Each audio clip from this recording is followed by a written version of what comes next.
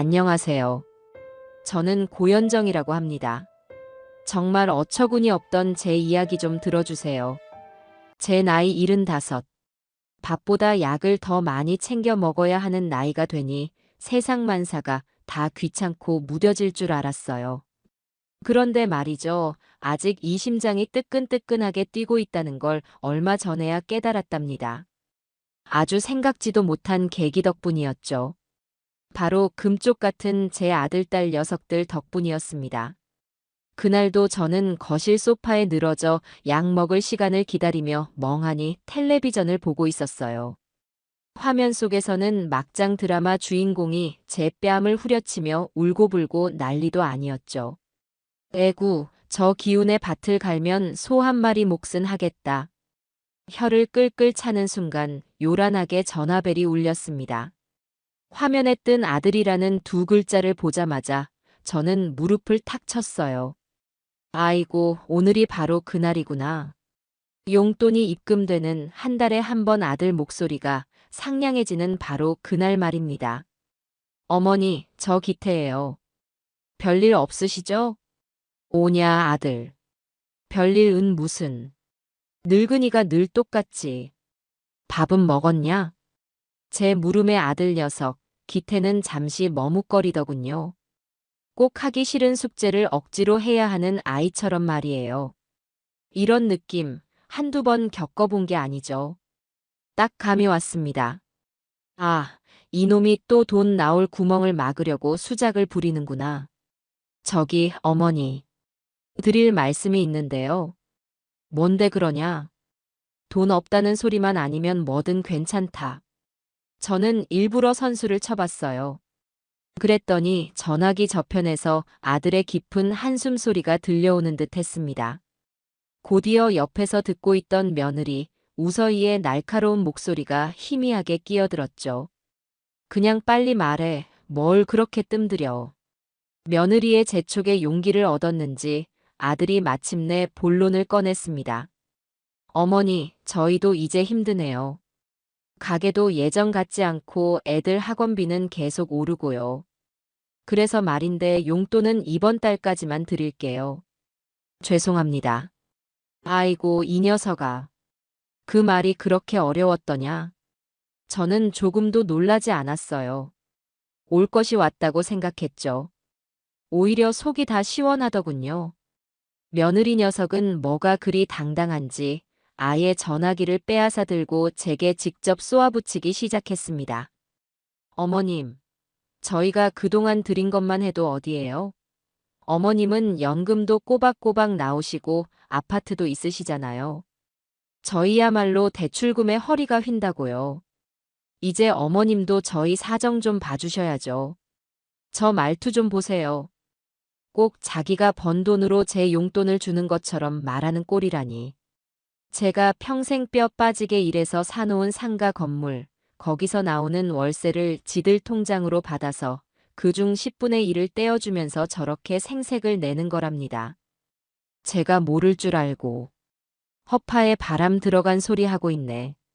아주 회개가 어두운 녀석들이에요. 저는 빙그레 웃으며 대답했습니다. 그래, 알겠다. 너희 사정이 그렇다면 어쩔 수 없지. 그동안 고마웠다. 제 차분한 반응에 며느리는 오히려 김이 샜다는 듯 콧방귀를 뀌더군요. 진작 이렇게 말씀하셨으면 좋잖아요. 그러고는지 할 말만 하고 전화를 뚝 끊어버렸습니다. 전화가 끊기고 1분도 채 지나지 않아 이번에는 딸 기숙이에게서 문자 한 통이 도착했어요. 내용은 아주 간단명료했습니다. 엄마, 오빠한테 얘기 들었지? 나도 마찬가지야. 미안. 이 녀석들은 아주 사전 모의라도 한 모양이에요. 손발이 척척 맞는 걸 보니 이럴 때만 남매 사이가 아주 돈독해지나 봅니다. 저는 소파에 다시 편하게 몸을 기댔습니다. 눈물이 나오거나 서운한 마음이 들 줄 알았는데 이상하게도 마음이 아주 평온했어요. 오히려 오랫동안 저를 짓누르던 무거운 족쇄가 풀린 것처럼 홀가분한 기분마저 들었죠. 그래, 이것들이 드디어 본색을 드러내는구나. 잘됐다. 나도 이제 눈치 보지 않고 내 마음대로 살아봐야겠다. 저는 곧바로 아들 녀석에게 다시 전화를 걸었습니다. 신호가 두어 번 울리자 아마 며느리일 테죠. 귀찮다는 목소리로 전화를 받더군요. 어머니, 왜 또 전화하셨어요? 저희 이제 돈 없어요. 돈 얘기 아니니까 걱정 말고 기태 좀 바꿔주렴. 잠시 후 아들 녀석이 마지못해 전화를 받았습니다. 네, 어머니. 아들, 아까 내가 깜빡하고 말을 못한 게 있어서. 잘 들어라. 너희가 이제 내게 용돈을 안 준다고 하니 그럼 나도 이제 너희한테 줄 유산은 없다고 생각하마. 공평한 거지? 제 말에 아들 녀석이 갑자기 푸아하고 웃음을 터뜨렸습니다. 에이, 어머니. 또 농담하신다. 그깟 용돈 몇 푼 안 드린다고 유산을 안 주신대. 저희가 그렇게 속 좁아 보이세요? 알았어요, 알았어. 저희가 잘못했어요. 그래도 용돈은 힘들어요. 그 녀석은 제 말을 그저 늙은이의 서운함에서 나온 투정쯤으로 여기는 모양이었어요. 옆에서 듣고 있던 며느리는 아예 대놓고 비꼬기 시작했죠. 어머님, 지금 저희 협박하시는 거예요? 유산 가지고 그러시는 거 좀 유치한 거 아세요? 유치하다?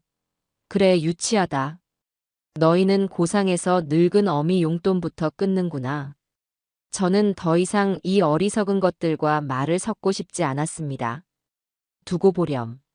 내 말이 농담인지 아닌지. 저는 그 한마디만 남기고 전화를 끊어버렸습니다. 이제 주사위는 던져졌어요. 자, 고현정. 이제부터는 진짜 네 인생을 사는 거야. 누구의 엄마도 누구의 아내도 아닌 오롯이 너 자신을 위해서 말이다. 저는 굳게 마음먹었습니다. 다음 날 아침, 저는 평소보다 일찍 눈을 떴습니다. 뻐근한 몸을 일으켜 창밖을 보니 새벽을 여는 청명한 공기가 저를 반겨주더군요. 꼭 제 새로운 인생의 시작을 축하해주는 것만 같았어요. 저는 수십 년 동안 거들떠보지도 않았던 화장대 앞에 앉아 먼지 쌓인 화장품 뚜껑을 열었습니다. 까맣게 말라비틀어진 립스틱을 보니 헛웃음이 나왔죠.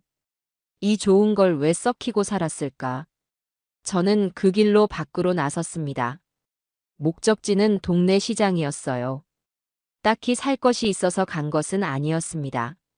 그저 활기찬 사람들 틈에 섞여 살아있다는 느낌을 받고 싶었는지도 몰라요. 시장 입구에 들어서자 펄떡이는 생선 비린내와 구수한 빵 냄새, 시끌벅적한 상인들의 외침이 저를 감쌌습니다. 그래, 바로 이거야. 이렇게 부대끼며 사는 게 사람 사는 거지. 한참을 구경하며 걷다가 시장 구석진 골목에서 발걸음을 멈췄습니다. 성순의 국밥이라는 낡은 간판이 눈에 들어왔기 때문이었죠. 가게 안은 텅 비어 있었고 주인으로 보이는 젊은 청년 하나가 찌든 때가 낀 테이블을 힘없이 닦고 있었습니다. 행색은 남루했지만 어딘지 모르게 선한 인상이 느껴지는 청년이었어요. 그때 가게 안으로 술에 취한 듯한 남자가 비틀거리며 들어왔습니다. 그는 자리에 앉자마자 청년에게 고래고래 소리를 지르기 시작했어요. 야, 여기 국밥 하나 줘봐. 얼큰하게. 청년은 아무 말 없이 주방으로 들어가 국밥을 끓여왔습니다.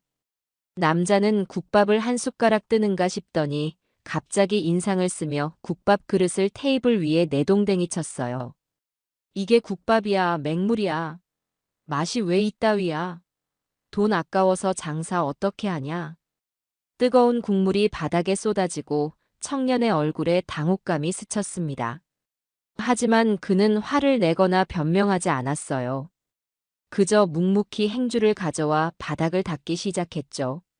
남자는 욕설을 퍼부으며 가게를 나갔고 텅 빈 가게에는 적막만이 흘렀습니다. 청년은 손님이 흘린 음식을 다 치우고 나서야 한숨을 푹 내쉬더군요. 저는 그 모습을 가만히 지켜보았습니다. 짠한 마음이 들면서도 한편으로는 오기가 생겼어요. 대체 맛이 어떻길래 저런 수모를 당하나. 저는 가게 안으로 성큼성큼 들어갔습니다. 놀란 눈으로 저를 쳐다보는 청년에게 저는 말했죠. 총각, 나도 국밥 한 그릇 줘봐요. 저 사람이 버리고 간 거 말고 새로 끓여서. 청년의 얼굴이 순간 붉어졌습니다. 그는 잠시 망설이더니 이내 주방으로 들어가 정성껏 국밥을 끓여내왔습니다. 김이 모락모락 피어오르는 국밥 그릇을 받아들고 저는 먼저 국물 맛부터 봤어요. 어라? 저는 깜짝 놀랐습니다. 맛이 없는 게 아니었어요. 오히려 아주 깊고 구수한 맛이 났습니다. 고기도 푸짐하게 들어있었고요. 다만 뭔가 2% 부족한 느낌이랄까. 심장은 있는데 뼈가 없는 느낌이었죠. 저는 숟가락을 내려놓고 청년을 쳐다보았습니다. 그는 제 눈치를 살피며 안절부절 못하고 있었어요. 총각, 이름이 뭐야? 박성수라고 합니다. 성수 총각. 이 국밥, 맛이 없는 게 아니야. 아주 정직한 맛이 나네. 근데 말이야, 장사는 그렇게 정직하게만 해서는 안 되는 거야. 제 말에 성수는 고개를 갸웃거렸습니다. 손님 주머니에서 돈을 꺼내려면 말이야. 이 심장을 후벼 파는 맛이 있어야 한다고. 지금 총각 국밥은 그냥 착하기만 해. 맛이 너무 착해 빠졌어. 저는 가방에서 지갑을 꺼내 10,000원짜리 한 장을 테이블 위에 올려놓았습니다. 국밥값이야. 거스름돈은 됐고. 내가 내일 다시 올 테니까 그때까지 이 국밥을 어떻게 하면 더 맛있게 만들 수 있을지 고민 한번 해봐. 그게 총각 숙제야. 저는 그 말을 남기고 가게를 나왔습니다. 뒤에서 성수가 당황하며 저를 부르는 소리가 들렸지만 저는 뒤돌아보지 않았어요. 머릿속에는 온통 재미있는 계획들로 가득 차기 시작했죠. 아들, 딸 녀석에게는 한 푼도 줄 수 없지. 제 피 같은 돈, 저렇게 착하고 어리숙한 청년에게 한번 투자해보는 건 어떨까? 믿져야 본전 아니겠어요?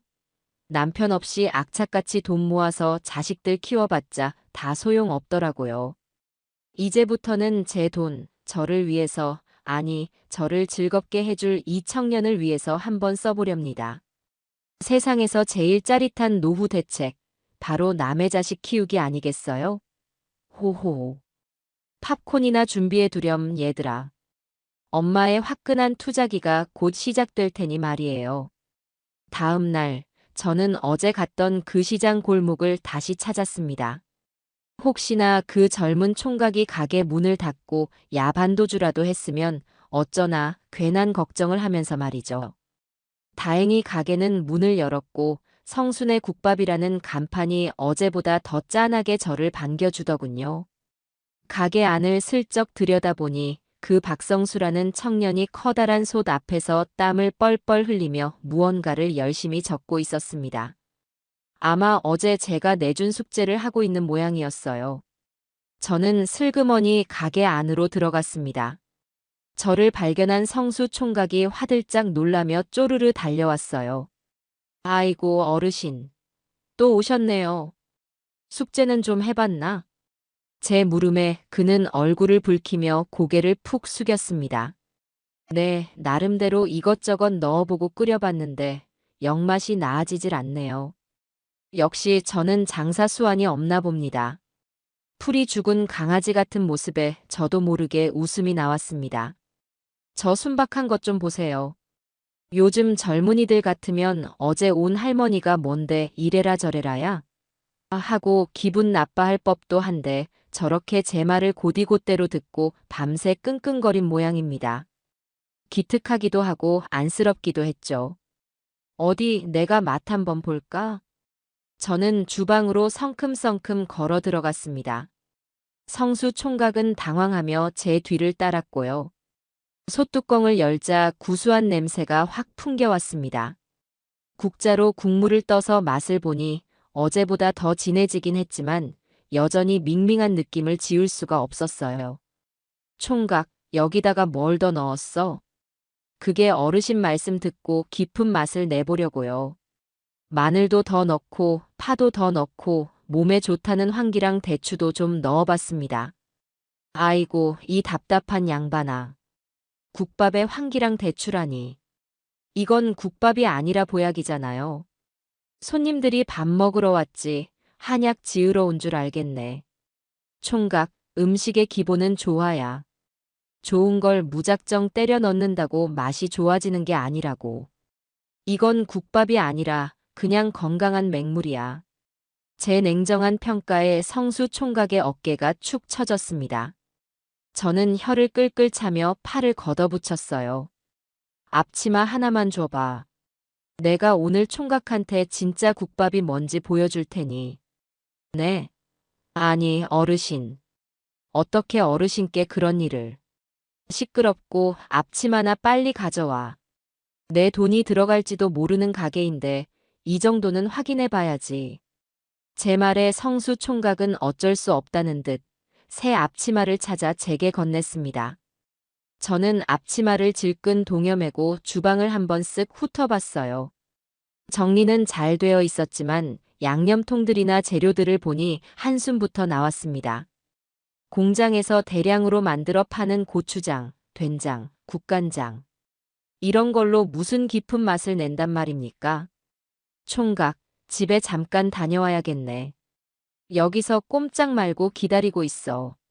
저는 그 길로 집으로 달려가 장독대에 고이 모셔두었던 제 보물들을 꺼내왔습니다. 10년 묵은 시간장, 제가 직접 담근 매실액, 그리고 햇볕에 잘 말려 빻아놓은 태양초 고춧가루까지. 이건 제 자식들도 그 맛의 비밀을 모르는 저만의 필살기였죠. 이 비싼 것들을 남의 가게에 쓰는 게 맞나 싶기도 했지만 이왕 시작한 거 제대로 해보고 싶다는 오기가 생겼습니다. 다시 가게로 돌아오니 성수 총각은 제가 시킨 대로 정말 꼼짝도 안 하고 주방 입구에 서 있더군요. 저는 제가 가져온 양념들을 보여주며 말했습니다. 자, 지금부터 내가 하는 거 눈 똑똑히 뜨고 잘 봐. 이건 돈 주고도 못 배우는 거야. 저는 먼저 솥에 들어있던 내용물을 모조리 덜어냈습니다. 그리고는 새로 물을 받아 제가 가져온 시간장과 몇 가지 비법 재료들을 넣고 육수를 내기 시작했어요. 1시간이 지났을까 주방에는 이전과는 비교도 할 수 없는 깊고 구수한 향기가 진동했습니다. 성수 총각은 넋을 잃고 그 모습을 바라보고 있었죠. 자, 맛 한번 봐. 저는 국자로 국물을 떠서 성수 총각에게 건넸습니다. 그는 조심스럽게 국물을 받아 마시더니 갑자기 눈을 동그랗게 떴어요. 어르신, 이게 어떻게 이런 맛이 나죠? 제가 끓인 거랑은 차원이 다른데요. 그러니까 내가 말했잖아. 음식은 조화라고. 그리고 가장 중요한 건 바로 이 시간이야. 이 간장 한 방울에 10년의 시간이 담겨 있는 거라고. 알겠어? 그는 연신 고개를 끄덕이며 감탄사를 연발했습니다. 그 모습을 보니 왠지 모르게 뿌듯하고 신이 났어요. 자식 놈들한테 밥 해줄 때는 한 번도 느껴보지 못했던 보람이었습니다. 그때였어요. 텅 빈 가게에 드디어 첫 손님이 들어왔습니다. 점심시간이 훌쩍 지난 시간이라 기대도 안 했는데 말이죠. 손님은 자리에 앉자마자 국밥 하나요를 외쳤습니다. 성수 총각은 긴장한 얼굴로 저를 쳐다봤어요. 저는 눈짓으로 그를 안심시키고 새로 끓인 육수로 국밥을 말아 내보냈습니다. 결과는 대성공이었죠. 손님은 국물 한 방울 남기지 않고 그릇을 싹 비우더니 계산을 하며 성수 총각에게 말했습니다. 사장님, 오늘 국밥 맛이 왜 이렇게 좋아요? 주방장 바뀌었어요? 와, 진짜 맛있네. 내일 또 와야겠다. 칭찬 한마디에 성수 총각의 얼굴에 환한 미소가 번졌습니다. 그 모습을 보니 제 마음도 따뜻해졌어요. 저는 결심을 굳혔습니다. 그래, 바로 여기다. 내 남은 인생과 재산을 투자할 곳은 바로 이곳이다. 손님이 나가고 저는 의자를 끌어다 성수 총각 앞에 앉았습니다. 그리고는 단도직입적으로 말했죠. 총각, 내가 돈 좀 있는데 이 가게에 투자 좀 해볼까? 그러자 성수 총각은 마시던 물을 뿜을 뻔했습니다. 네. 투자요? 어르신 무슨 말씀이세요? 못 알아들었어? 내가 이 가게 동업자가 되어주겠다고. 가게 확장하는 돈도 대주고 내 비법 레시피도 전부 전수해주고. 어때, 구미가 좀 당기나? 저는 의기양양하게 말했지만 성수 총각의 반응은 예상 밖이었습니다. 그는 고개를 절레절레 저으며 손사래를 쳤어요. 아닙니다, 어르신. 저 같은 사람한테 투자하시면 망합니다. 이 가게 곧 정리하려고 했어요. 어르신의 소중한 돈을 제가 망칠 수는 없습니다. 마음만 감사히 받을게요. 아니, 이 청년 좀 보세요. 돈을 대주겠다는데 마다하는 사람이 세상에 어디 있습니까? 보통은 옳다구나 하고 덥석 물 텐데 말이죠. 그 순박한 거절에 저는 이 청년에 대한 확신이 더 커졌습니다. 그래, 사기꾼이 아니구나. 적어도 내 등쳐먹을 놈은 아니야. 망할지 흥할지는 내가 판단해. 총각은 내 레시피대로 국밥만 열심히 끓이면 되는 거야. 싫어. 싫은 게 아니라 그럴 수는 없습니다. 정말입니다, 어르신. 그는 끝까지 제 제안을 거절했습니다. 저는 더 이상 그를 설득하지 않았어요. 고집이 보통이 아니더군요. 대신 이렇게 말했습니다. 좋아. 그럼 투자는 없던 걸로 하지. 대신 내가 여기서 아르바이트를 좀 해야겠다. 네. 아르바이트요? 그래. 주방 이모. 시급은 최저 시급으로 쳐주고. 어때? 제 기상천외한 제안에 성수 총각은 입을 떡 벌리고 저를 쳐다보기만 했습니다. 그 주 주말이었어요. 아들 내외가 철딱서니 없이 용돈을 끊겠다고 통보한 이후 처음으로 집에 찾아왔습니다. 아마 제가 진짜로 화가 났는지 아니면 그냥 하는 소리였는지 염탐하러 온 것이겠죠. 며느리 서희는 거실에 들어서자마자 소파에 드러누워 제 집인 양 리모컨부터 찾더군요. 어머님, 주말인데 어디 다녀오세요? 얼굴 보기가 힘드네요. 며느리의 비아냥거림에 저는 웃으며 대답했습니다. 응, 나도 이제 좀 바빠져서. 일 시작했거든. 네. 일을요? 어머님이요? 제 말에 소파에 누워있던 며느리가 벌떡 일어나 앉았습니다. 아들 기태 녀석도 동그래진 눈으로 저를 쳐다봤고요. 아니, 어머니. 그 연세에 무슨 일을 하세요? 어디 다치시기라도 하면 어쩌려고요? 아들 녀석의 걱정하는 듯한 말투에 코웃음이 나왔습니다. 제 건강이 걱정되는 게 아니라 제 병원비가 걱정되는 것이겠죠. 걱정 마라. 힘든 일 아니야. 그냥 식당 주방에서 좀 거들어주는 거니까. 식당이요? 이번에는 며느리가 끼어들었습니다. 그녀의 눈빛에는 경멸과 호기심이 뒤섞여 있었어요. 어머님, 어느 식당인데요? 설마 그 허름한 국밥집이에요? 동네 아줌마들이 그러던데 어머님이 매일 거기 출근하신다고요. 소문 한번 빠르기도 하지. 저는 순순히 인정했습니다. 응, 맞아. 성순의 국밥집. 거기 주방 이모로 취직했어. 제 대답에 아들 내외는 서로를 쳐다보며 기가 막힌다는 표정을 지었습니다. 며느리 서희는 참지 못하고 쏘아붙이더군요. 어머님, 제정신이세요?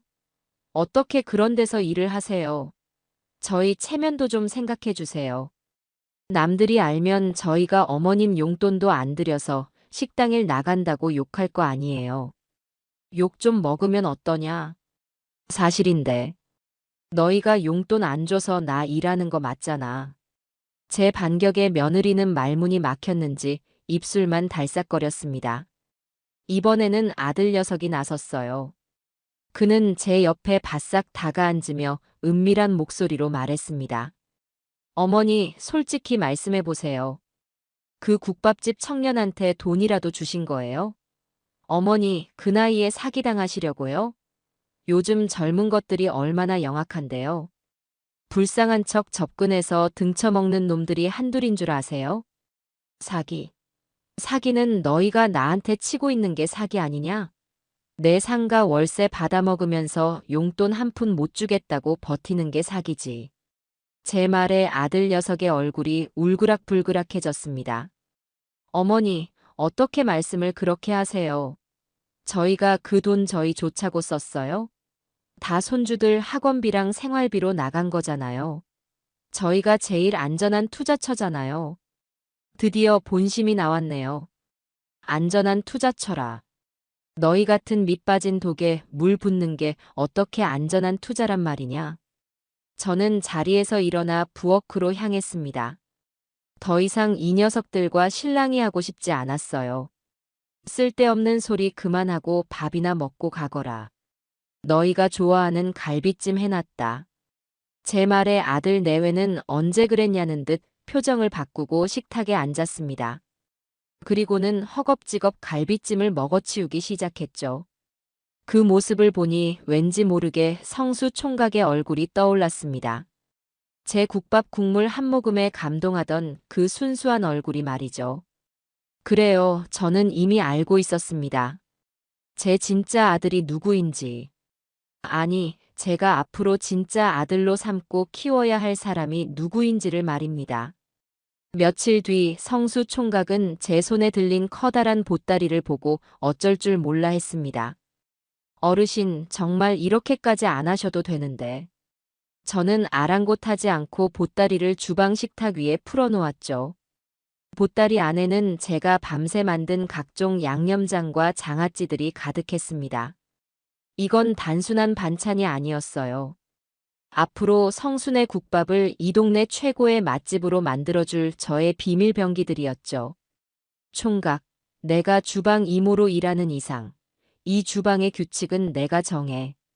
앞으로 식당에서 쓰는 모든 양념과 반찬은 내가 만든다. 총각은 내가 시키는 대로 국밥만 맛있게 끓이면 돼. 알았어? 제 단호한 선언에 성수 총각은 더 이상 아무 말도 하지 못하고 고개만 끄덕였습니다. 그렇게 저의 본격적인 투자가 시작되었습니다. 투자의 시작은 돈이 아니었어요. 바로 제 손맛과 평생의 노하우, 제 인생이 담긴 레시피였죠. 저는 이것을 유산 1호라고 이름 붙였습니다. 저는 먼저 성수 총각에게 제대로 된 육수 비법부터 전수하기 시작했습니다. 며칠 밤낮으로 이어진 강행군이었어요. 솥뼈를 얼마나 고아야 하는지, 어떤 순서로 재료를 넣어야 하는지, 불 조절은 어떻게 해야 하는지. 사소한 것 하나까지 꼼꼼하게 가르쳤습니다. 성수 총각은 군소리 한마디 없이 제가 시키는 대로 묵묵히 따라왔어요. 잠도 제대로 못 자 퀭한 눈을 하고서도 제가 무언가를 가르쳐 줄 때면 아이처럼 눈을 반짝였습니다. 그 모습이 어찌나 예뻐 보이던지. 제 아들놈은 대학 등록금 내줄 때도 저런 눈빛을 보여준 적이 없었는데 말이죠. 마침내 우리의 새로운 국밥이 완성되었습니다. 이전과는 비교할 수 없는 깊고 진한 맛이었죠. 성수 총각은 자기가 만든 국밥을 맛보고는 감격해서 눈물까지 글썽였습니다. 어르신 감사합니다. 정말 감사합니다. 돌아가신 저희 어머니도 이렇게 맛있는 국밥은 못 끓여주셨어요. 이제 시작이야, 임마. 울지 말고 정신 똑바로 차려. 저는 퉁명스럽게 말했지만 마음 한구석이 찡해오는 건 어쩔 수 없었습니다. 국밥 맛이 달라지자 거짓말처럼 손님들이 하나둘 늘기 시작했습니다. 처음에는 동네 어르신들이나 시장 상인들이 대부분이었죠. 그들은 하나같이 아니, 이 집 국밥 맛이 왜 이렇게 변했어? 완전 다른 집이 됐네. 라며 놀라워했습니다. 입소문은 참 무서운 것이더군요. 일주일도 채 지나지 않아 점심시간이면 가게 안은 손님들로 북적이기 시작했습니다. 저는 국밥 맛만 바꾼 것이 아니었어요. 가게 전체를 뜯어고치기 시작했죠. 칙칙했던 벽지는 화사한 색으로 새로 도배하고 끈적거리던 테이블과 의자는 윤이 나게 닦았습니다. 삐뚤빼뚤 쓰여있던 메뉴판은 제가 직접 붓글씨로 써서 새로 걸었고요. 성수 총각에게는 꼬질꼬질한 티셔츠 대신 깔끔한 조리복을 사입혔습니다. 허름하고 지저분했던 국밥집은 어머니와 아들이 운영하는 정겨운 맛집이라는 새로운 컨셉으로 다시 태어났죠. 물론 여기서 아들은 제 친아들이 아니라 성수 총각을 말하는 것이었지만요. 가게가 점점 활기를 띠자 성수 총각의 얼굴에도 웃음꽃이 피었습니다. 그는 매일 저보다 먼저 가게에 나와 청소를 하고 재료를 준비했어요. 손님들에게는 또 어찌나 친절하게 대하는지. 그의 성실함과 착한 심성은 손님들에게도 고스란히 전해졌습니다. 손님들은 이제 저를 주방 이모님이 아니라 사장님 어머니라고 부르기 시작했어요. 모든 것이 순조롭게 흘러가는 듯 했습니다. 하지만 세상에 공짜는 없는 법이죠. 예상치 못한 곳에서 첫 번째 태클이 들어왔습니다. 바로 제 며느리 우서희에게서였어요. 어느 날 저녁 가게 마감을 준비하고 있는데 며느리에게서 전화가 걸려왔습니다. 전화를 받자마자 다짜고짜 고함을 지르더군요.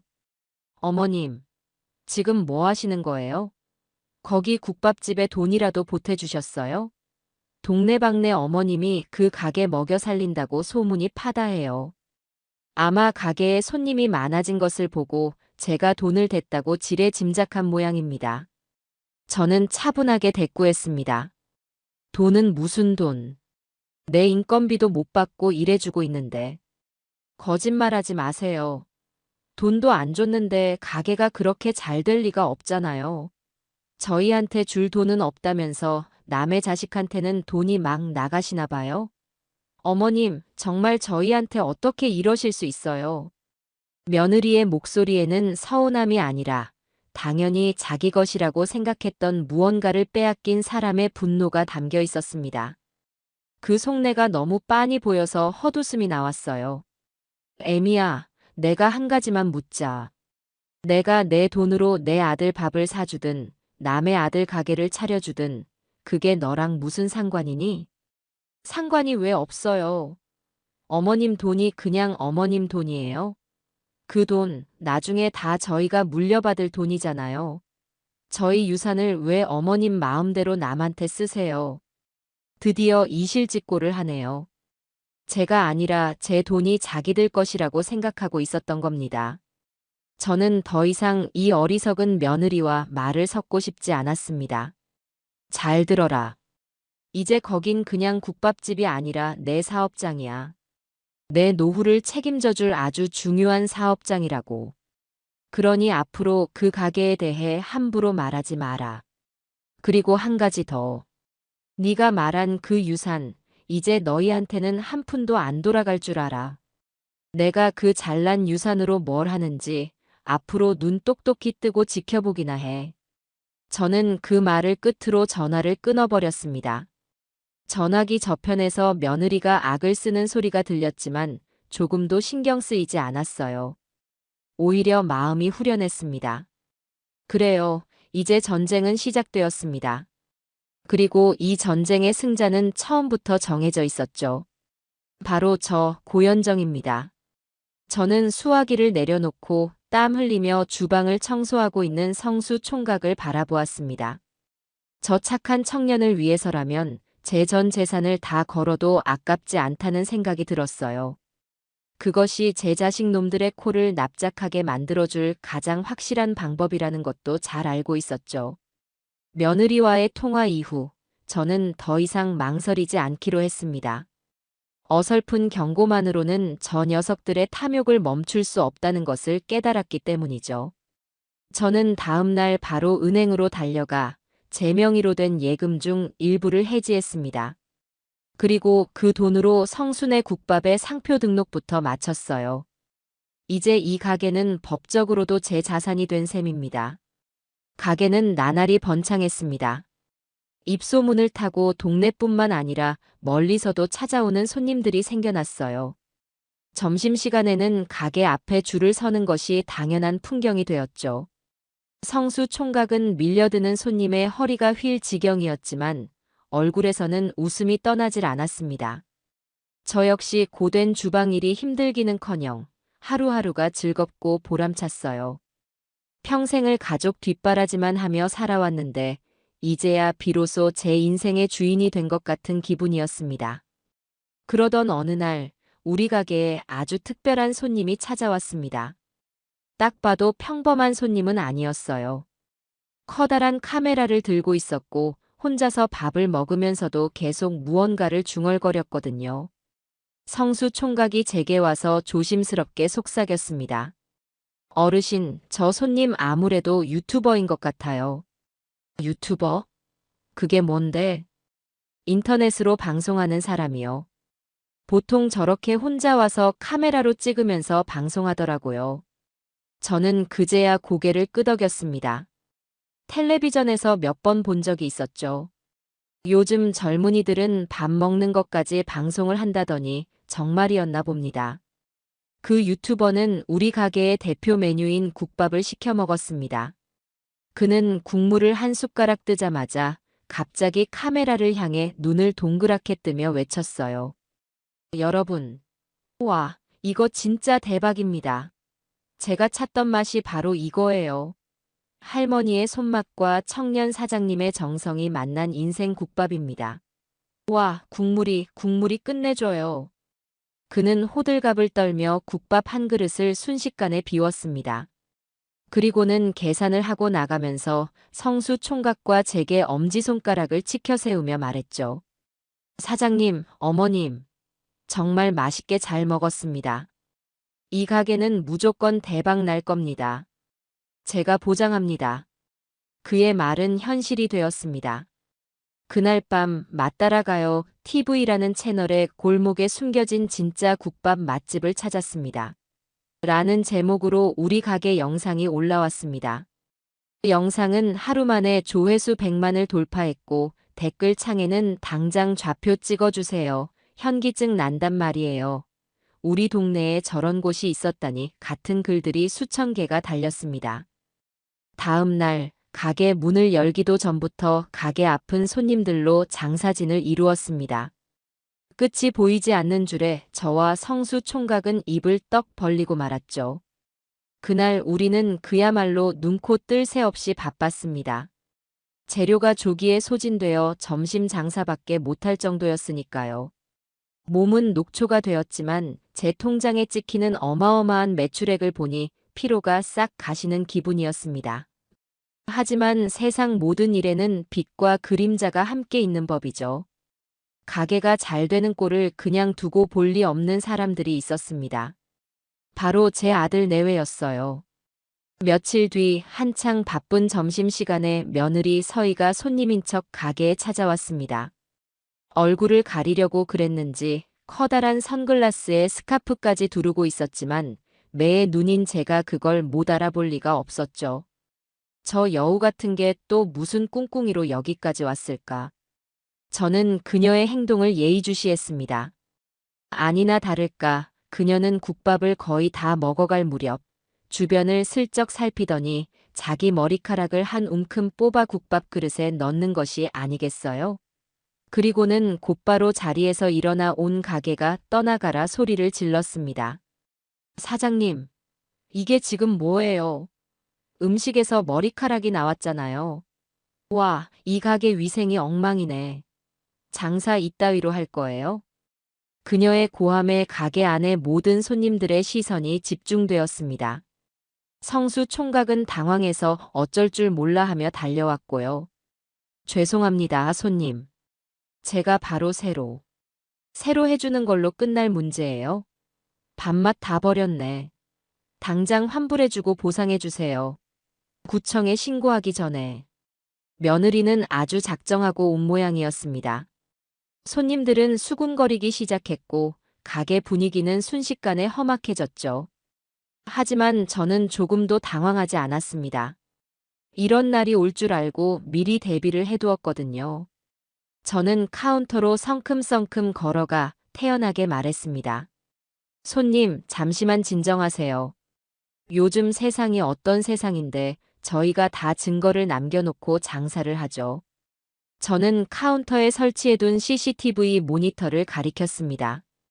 그리고는 스마트폰을 꺼내 몇 번 조작하더니 가게 안에 설치된 커다란 텔레비전 화면에 방금 전 상황이 담긴 CCTV 영상을 재생시켰어요.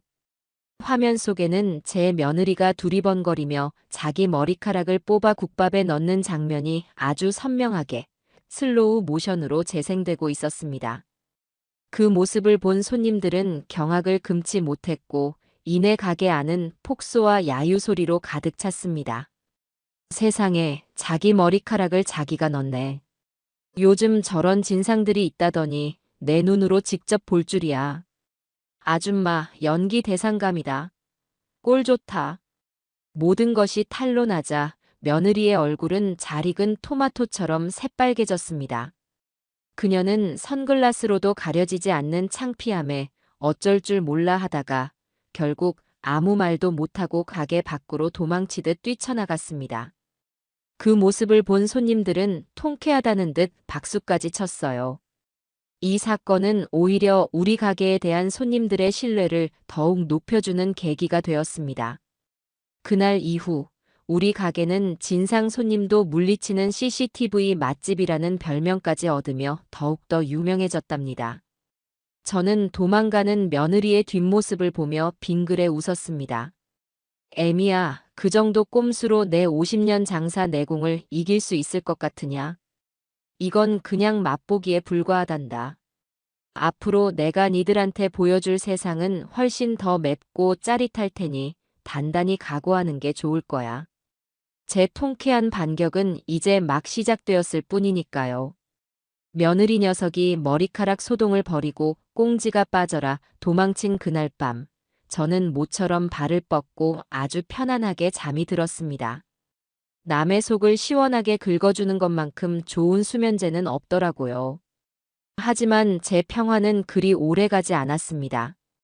바로 다음 날, 이번에는 아들 녀석, 김기태가 나설 차례였나 봅니다. 점심 장사가 끝나고 한숨 돌리려는데 멀끔하게 양복을 차려입은 아들 녀석이 가게 문을 빼꼼 열고 들어오더군요. 어머니, 장사는 좀 어떠세요? 그 녀석 손에는 피로회복제 한 상자가 들려 있었습니다. 아이고, 해가 서쪽에서 뜨겠네. 평생 제게 뭘 사다 바친 적이 없는 녀석인데 말이죠. 딱 보니 어제 제 마누라가 저지른 깽판을 수습하고 제 마음을 떠보러 온 것이 분명했습니다. 꿍꿍이가 훤히 보이는 그 모습에 저는 속으로 혀를 찼습니다. 네가 웬일이냐 여기까지 다 오고. 가게에 CCTV 설치했는지 확인하러 왔냐? 제 직설적인 물음에 아들 녀석의 얼굴이 살짝 굳어졌습니다. 에이, 어머니. 농담도 참. 그냥 어머님 힘드실까봐 걱정돼서 와봤죠. 이거라도 드시고 하세요. 그 녀석은 피로회복제 상자를 식탁 위에 슬쩍 밀어놓고는 제 맞은편 의자에 털썩 주저앉았습니다. 그리고는 가게 안을 샅샅이 훑어보기 시작했어요. 북적이는 손님들, 활기찬 분위기, 그리고 땀 흘리며 묵묵히 일하는 성수 총각을 보더니 녀석의 표정이 미묘하게 일그러졌습니다. 아마 자기가 생각했던 것보다 가게가 훨씬 더 잘 되는 모습에 배알이 꼴렸던 것이겠죠. 어머니, 잠깐 저랑 얘기 좀 하세요. 아들 녀석은 저를 가게 구석으로 끌고 가더니 아주 심각한 표정으로 입을 열었습니다. 어머니, 제가 어제 집사람한테 얘기 다 들었어요. 정말 죄송합니다. 걔가 요즘 스트레스를 많이 받아서 잠시 정신이 나갔었나 봐요. 제가 대신 사과드릴게요. 사과는 무슨? 그 말투는 우리 마누라가 왜 그랬는지 이해하시죠? 하는 변명에 가까웠습니다. 저는 팔짱을 끼고 녀석을 쏘아보았어요. 그래서 하고 싶은 말이 뭔데? 서론이 길다. 그게 아니라요, 어머니. 제가 아무리 생각해도 이건 좀 아닌 것 같아요. 어머니, 그 청년 박성수라 그랬죠? 그 청년 아무래도 사기꾼 같아요. 드디어 본론이 나왔네요. 며느리 녀석은 무식하게 몸으로 덤비더니 아들놈은 이렇게 이간질로 나오는군요. 작전 한번 유치하기 짝이 없습니다. 사기꾼이라니. 멀쩡한 애를 왜 사기꾼으로 만드냐? 어머니, 세상을 너무 모르셔서 그래요. 저렇게 순진한 척, 착한 척 접근해서 어르신들. 재산놀이는 제비 같은 놈들이 한둘인 줄 아세요? 어머니 등쳐서 이 가게만 낼름 뺏으려는 속셈일 수도 있다고요. 어머니는 지금 저놈한테 된통 속고 계신 거예요. 아들 녀석은 정말로 저를 걱정한다는 듯 아주 애절한 표정으로 연기를 펼쳤습니다. 그 뻔뻔한 얼굴을 보고 있자니 헛웃음이 나왔어요. 진짜 사기꾼은 지금 제 눈앞에 서 있는데 말이죠. 기태야. 네, 어머니. 네가 지금 누구 걱정을 하는 거냐? 내 걱정. 아니면 네 유산 걱정. 제 정곡을 찌르는 말에 녀석의 얼굴이 파랗게 질렸습니다. 어머니, 어떻게 말씀을 그렇게 하세요? 제가 어머니 걱정돼서 드리는 말씀인데. 됐다. 네 걱정은 네 마누라 단속이나 잘하는 걸로 충분해. 그리고 성수 총각이 사기꾼인지 아닌지는 내가 알아서 판단해. 너는 상관없는 일이니까 신경 꺼. 저는 단호하게 말을 잘랐습니다. 하지만 아들 녀석은 포기하지 않고 끈질기게 물고 늘어졌어요. 아니, 어머니.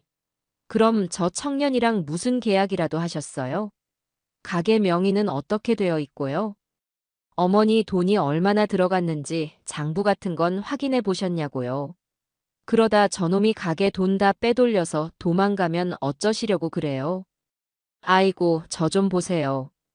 제가 평생 장사만 하고 살아서 법이나 계약 같은 건 하나도 모를 거라고 생각하는 모양입니다. 저를 아주 우습게 봐도 단단히 우습게 보고 있는 거죠. 저는 기다렸다는 듯 카운터 서랍에서 서류 봉투 하나를 꺼내 아들 녀석 눈앞에 탁 던졌습니다. 이게 뭐냐고? 네가 그렇게 궁금해하는 계약서다. 눈 있으면 똑똑히 한번 읽어봐. 아들 녀석은 의심스러운 눈초리로 봉투를 열어 서류를 꺼내 들었습니다. 그것은 저와 성수 총각이 함께 작성한 동업계약서였어요. 며느리 녀석이 가게에 다녀간 그날 밤, 저는 혹시 모를 사태에 대비해 평소 알고 지내던 변호사 사무실에 찾아가 정식으로 계약서를 작성하고 공증까지 받아두었던 겁니다. 계약서 내용을 확인한 아들 녀석의 얼굴이 점점 하얗게 굳어갔습니다. 이게 뭐예요? 갑 고현정은 을 박성수에게 성순의 국밥의 운영 자금 및 비법 레시피를 투자하고 가게의 모든 자산 소유권과 상표권은 갑에게 귀속된다. 수익은 5대5로 배분하며 을은 매월 회계장부를 갑에게 보고할 의무를 진다. 그 녀석은 믿을 수 없다는 듯 계약서 조항들을 소리내어 읽었습니다. 변호사가 꼼꼼하게 작성해준 계약서는 법적으로 한치의 허점도 없었죠. 어때? 이제 좀 안심이 되냐? 나는 투자자, 성수 총각은 전문 경영인. 우리는 아주 공적인 비즈니스 파트너 관계란다. 내가 니들처럼 그렇게 허술하게 일 처리할 사람으로 보였어? 저는 의기양양하게 말했습니다. 아들 녀석은 계약서를 든 채 부들부들 떨며 아무 말도 하지 못했어요. 자기가 꾸민 계략이 너무나도 완벽하게 막혀버리자 충격이 컸던 모양입니다. 그리고 한 가지 더 좋은 소식을 알려주지. 저는 여기서 멈추지 않고 결정타를 날리기로 했습니다. 가게가 너무 잘 돼서 말이야, 확장을 좀 해야겠어. 마침 옆 가게가 비어 있더라고. 내가 오늘 계약하고 왔다. 네. 확장이요? 그래. 너희한테 줄 유산 2호가 투입될 예정이란다. 묵혀두었던 예금 좀 깨야겠어. 너희한테는 한 푼도 못 주겠다고 쩔쩔맸던 바로 그 돈으로 말이야. 호호. 저는 보란듯이 크게 웃었습니다. 아들 녀석은 이제 거의 혼이 나간 사람처럼 보였어요. 그는 더 이상 아무런 반박도 하지 못하고 제가 잠시 머리가 아파서요라는 말만 중얼거리며 꽁무니를 빼더군요. 도망치듯 가게를 나가는 녀석의 축 처진 어깨를 보니 어찌나 속이 시원하던지 묵은 체증이 쑥 내려가는 기분이었습니다. 다음 날 저는 곧바로 확장 공사에 들어갔습니다. 옆 가게와의 벽을 허물고 테이블을 더 들여놓고 주방도 더 넓고 쾌적하게 만들었죠. 그리고 가게 전면에는 아주 커다란 현수막을 내걸었습니다. 고현정 여사의 통 큰 유산 2호 투자. 성순의 국밥 확장 이전 대축제. 지나가는 동네 사람들 모두가 볼 수 있도록 아주 큼지막하고 샛노란 글씨로 말이죠. 이제 제 자식 놈들은 제 계획이 단순한 홧김에 하는 농담이 아니라는 사실을 깨닫고 진짜 공포를 느끼기 시작했을 겁니다. 그래요. 이제부터가 진짜 시작입니다. 너희가 그토록 소중하게 생각하는 그 유산이라는 것이 너희 손에 닿지 않는 곳에서 얼마나 화려하게 꽃 피울 수 있는지 제가 똑똑히 보여줄 테니까요. 기대하렴, 얘들아. 엄마의 투자는 이제 막 시동을 걸었을 뿐이란다. 아들 녀석의 걱정하는 척 작전마저 처참하게 실패로 돌아가자 저희 집안의 악의 축인 아들 내외는 새로운 전략을 짜낸 모양입니다. 이번에는 딸 기숙이를 저희 가게에 투입하기로 결정했나 봐요. 며느리처럼 대놓고 깽판을 치지도 아들처럼 어설프게 머리를 굴리지도 못하는 순한 딸을 이용해 내부에서부터 저와 성수 총각을 흔들어 보겠다는 속셈이었겠죠. 며칠 뒤 딸 기숙이가 잔뜩 멋을 부린 어색한 차림으로 가게에 나타났습니다. 엄마, 일하는데 힘들지 않아? 내가 좀 도와주러 왔어. 그녀는 제게 윙크를 하며 살갑게 굴었지만 그 눈빛은 불안하게 흔들리고 있었습니다. 딱 보니 오빠 내외의 등살에 못 이겨 억지로 끌려온 것이 분명했어요. 저는 그 속내를 모르는 척 반갑게 딸을 맞았습니다. 아이고, 우리 딸이 웬일이야. 엄마 일하는데 와주고. 기특하네. 그럼 엄마가 이렇게 고생하는데 딸이 당연히 와봐야지. 뭘 도우면 될까? 나 설거지 잘하는데. 기숙이는 서툰 솜씨로 앞치마를 두르고는 곧장 주방으로 향했습니다. 하지만 평생 물 한 방울 안 묻히고 살아온 애가 뭘 알겠어요. 그릇을 깨먹는 건 예사고 퐁퐁 거품을 온 사방에 튀기며 난리를 쳤습니다. 그 모습에 성수 총각은 안절부절 못하며 기숙이의 뒤를 졸졸 따라다니며 수습하기 바빴죠. 저는 그 꼴을 가만히 지켜보았습니다. 그래, 어디 한번 해봐라. 니들 얕은 꾀에 내가 넘어갈 것 같으냐. 저는 기숙이가 무슨 목적으로 이곳에 왔는지 다 알고 있었습니다. 아마 저 몰래 성수 총각에게 접근해서 우리 엄마 돈 보고 접근하는 거죠? 따위의 유치한 질문을 던지며 그의 속을 떠보거나 어떻게든 흠을 잡아내려 혈안이 되어 있겠죠. 아니나 다를까 기숙이는 설거지를 핑계로 계속 주방에 머물며 성수 총각에게 슬쩍슬쩍 말을 걸기 시작했습니다. 사장님, 젊으신데 고생이 많으시네요. 우리 엄마 때문에 괜히 더 힘드신 거 아니에요? 아닙니다. 회장님, 아니 어르신 덕분에 제가 이렇게 장사하는 걸요. 성수 총각은 어색하게 웃으며 대답했습니다. 기숙이는 포기하지 않고 계속해서 그를 떠봤어요. 근데 사장님은 고향이 어디세요? 부모님은 다 계시고요. 우리 엄마는 인정이 많아서 좀 딱한 사정 있는 사람 보면 그냥 못 지나치시거든요. 그 말은 즉, 너 혹시 불쌍한 척 우리 엄마한테 접근한 거 아니니? 하는 소리였습니다.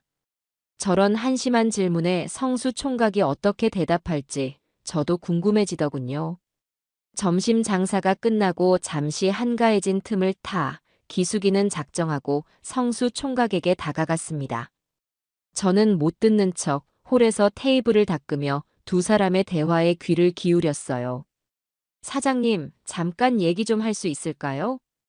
기숙이는 주방 한쪽 구석에서 쉬고 있는 성수 총각에게 다가가 조심스럽게 말을 걸었습니다. 성수 총각은 의아한 표정으로 그녀를 바라봤죠. 네, 말씀하세요.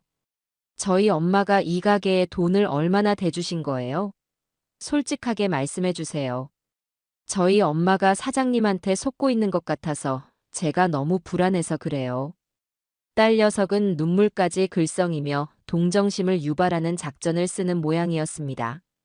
성수 총각은 잠시 아무 말 없이 기숙이를 바라보더니 이내 깊은 한숨을 내쉬었습니다. 그리고는 뜻밖의 이야기를 꺼내기 시작했어요. 따님.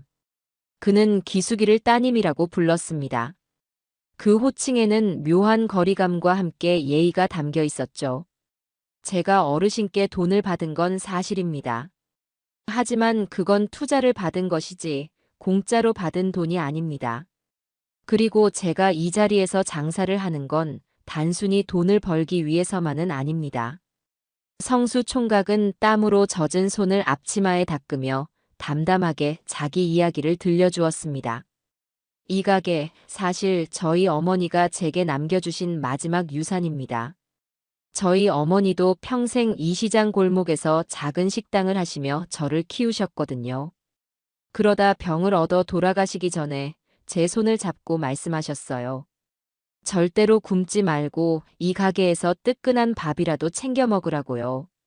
그의 목소리가 살짝 떨렸습니다. 그런데 제가 워낙 장사 수완이 없어서 어머니가 남겨주신 가게를 다 말아먹을 뻔했습니다. 가게세도 못 내서 쫓겨날 판이었죠. 정말 모든 걸 포기하고 싶었을 때 어르신께서 나타나신 겁니다. 어르신은 제게 단순히 돈만 주신 게 아니에요. 돌아가신 저희 어머니처럼 제게 다시 일어설 용기와 따뜻한 국밥 끓이는 법을 가르쳐 주셨습니다. 저한테 어르신은 평생을 갚아도 다 못 갚을 은인입니다. 성수 총각의 진심 어린 고백에 기숙이는 아무 말도 하지 못했습니다. 그녀의 눈빛이 심하게 흔들리는 것이 제게도 보였어요. 아마 그녀는 성수 총각을 그저 엄마 돈을 노리는 사기꾼 정도로만 생각했겠죠. 하지만 그의 이야기를 듣고 나니 자신들이 얼마나 편협하고 이기적인 생각에 사로잡혀 있었는지 깨닫게 된 모양입니다. 그날 이후 기숙이의 태도는 조금씩 달라지기 시작했습니다. 처음에는 쭈뼛거리며 눈치만 보더니 이제는 제법 적극적으로 가게 일을 돕기 시작했어요.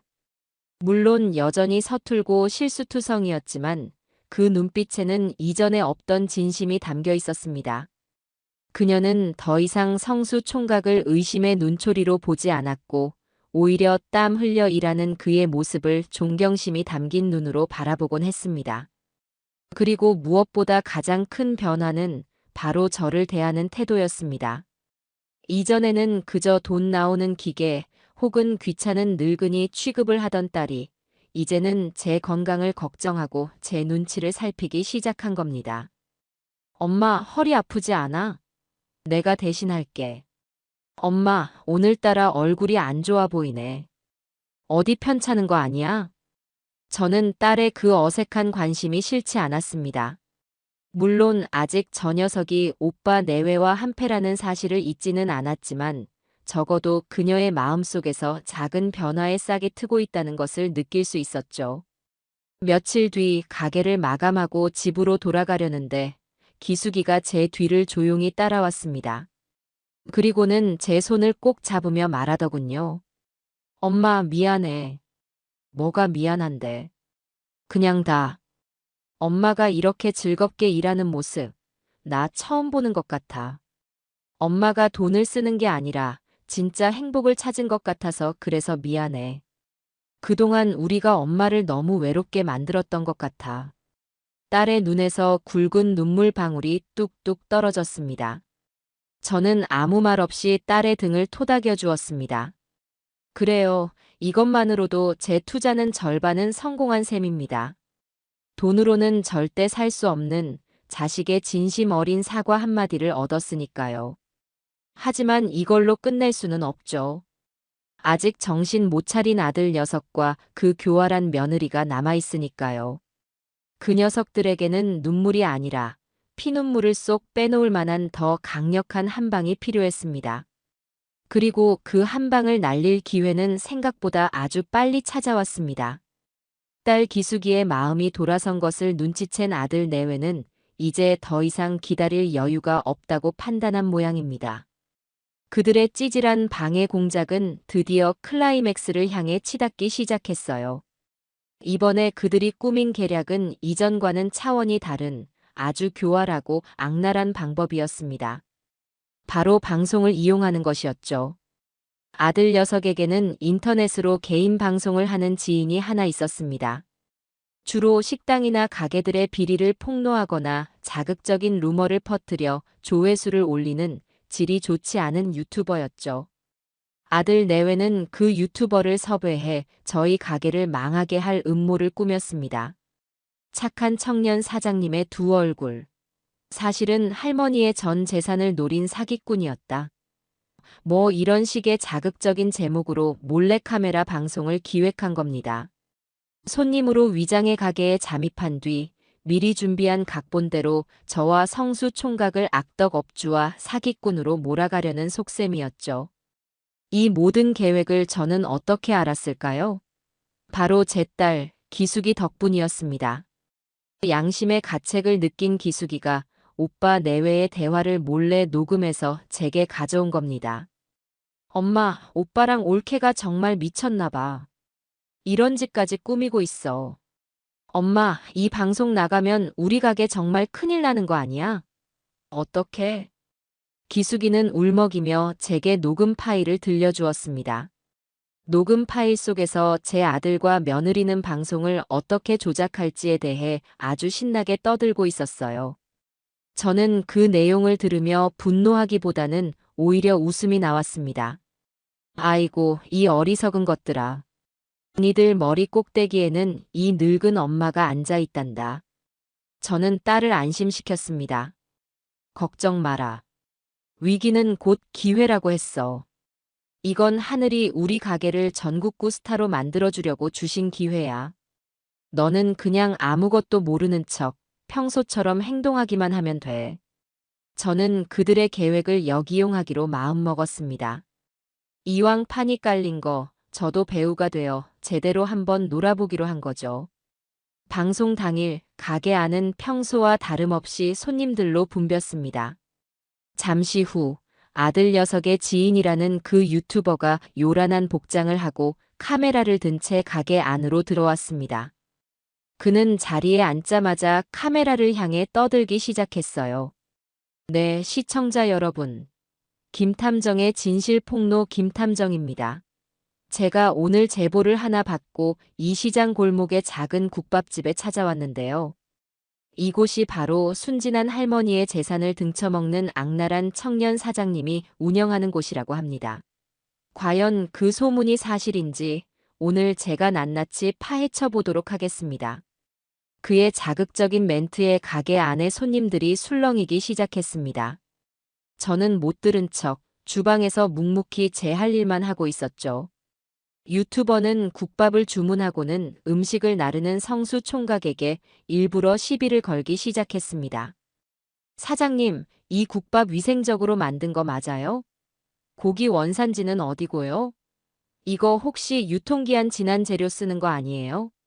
말도 안 되는 트집을 잡으며 성수 총각을 몰아세웠습니다. 성수 총각은 제게 미리 언지를 받은 대로 당황한 표정으로 어버버하며 제대로 대답을 못하는 연기를 펼쳤죠.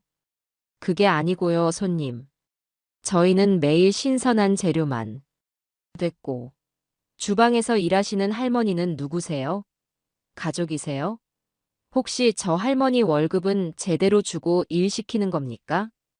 유튜버는 이제 타겟을 저로 돌렸습니다.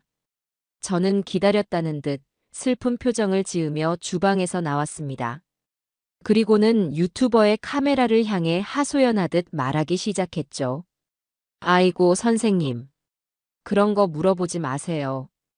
우리 착한 박 사장이 난처해집니다. 할머니 괜찮습니다. 진실을 말씀해 주세요. 저 사장님이 할머니를 착취하고 있는 겁니까? 저는 눈물을 글썽이며 제 아들 내외가 짜놓은 각본대로 완벽한 연기를 펼쳤습니다. 착취는요, 무슨. 다 내가 좋아서 하는 일인데요. 내가 이 나이에 어디 가서 돈을 벌겠어요. 우리 박 사장이 걷어준 것만 해도 고맙죠. 그런데 내가 이 가게에 내 전 재산을 다 걸어서 우리 박 사장, 절대로 나를 배신하면 안 되는데 아이고 내 팔자야. 저는 일부러 전 재산이라는 단어를 강조하며 바닥에 주저앉아 대성통곡하는 연기를 했습니다. 제 신들린 연기에 가게 안은 순식간에 숙연해졌고 유튜버는 옳다구나 하는 표정으로 카메라를 제게 바싹 들이밀었죠. 그의 방송 채팅창은 저런 악마 같은 놈. 할머니 너무 불쌍해요. 같은 글들로 도배되고 있었습니다. 모든 것이 그들의 계획대로 흘러가는 듯 했습니다. 방송 말미 유튜버는 의기양양하게 카메라를 보며 클로징 멘트를 날렸습니다. 네, 시청자 여러분. 보셨습니까? 이 모든 것이 저 순진한 할머니의 재산을 노린 저 파렴치한 청년 사장의 사기극이었습니다. 경찰에 신고해서 저런 악덕 업주는 바로 그 순간이었습니다. 저는 울음을 뚝 그치고 자리에서 벌떡 일어났습니다. 그리고는 유튜버의 손에 들려있던 마이크를 낚아채 온 가게가 떠나가라 외쳤습니다. 맞아요. 여러분, 이 모든 건 사기극입니다. 하지만 그 사기극의 주인공은 우리 박 사장이 아니라 바로 제 아들 김기태와 며느리 우서희가 제 유산을 노리고 꾸민 더러운 사기극입니다. 제 선언의 가게 안의 모든 사람들과 방송을 보던 수만 명의 시청자들이 충격에 빠졌습니다. 유튜버는 당황해서 어버버하며 마이크를 다시 뺏으려 했지만 저는 그를 가볍게 밀쳐내고 말을 이어갔습니다. 여기 그 증거가 있습니다. 저는 품속에서 딸 기숙이가 가져다준 녹음기를 꺼내 가게 스피커에 연결했습니다. 가게 안에는 제 아들과 며느리 그리고 유튜버가 이 방송을 어떻게 조작할지 의논하는 대화 내용이 아주 생생하게 울려 퍼졌습니다. 그 할망구 전 재산이라는 말에 눈 돌아가서 연기 작살날걸. 박성수 걔는 어리바리해서 우리가 몰아세우면 아무 말도 못할 거야. 완전 범죄지, 완전 범죄. 모든 진실이 밝혀지자 상황은 180도 역전되었습니다.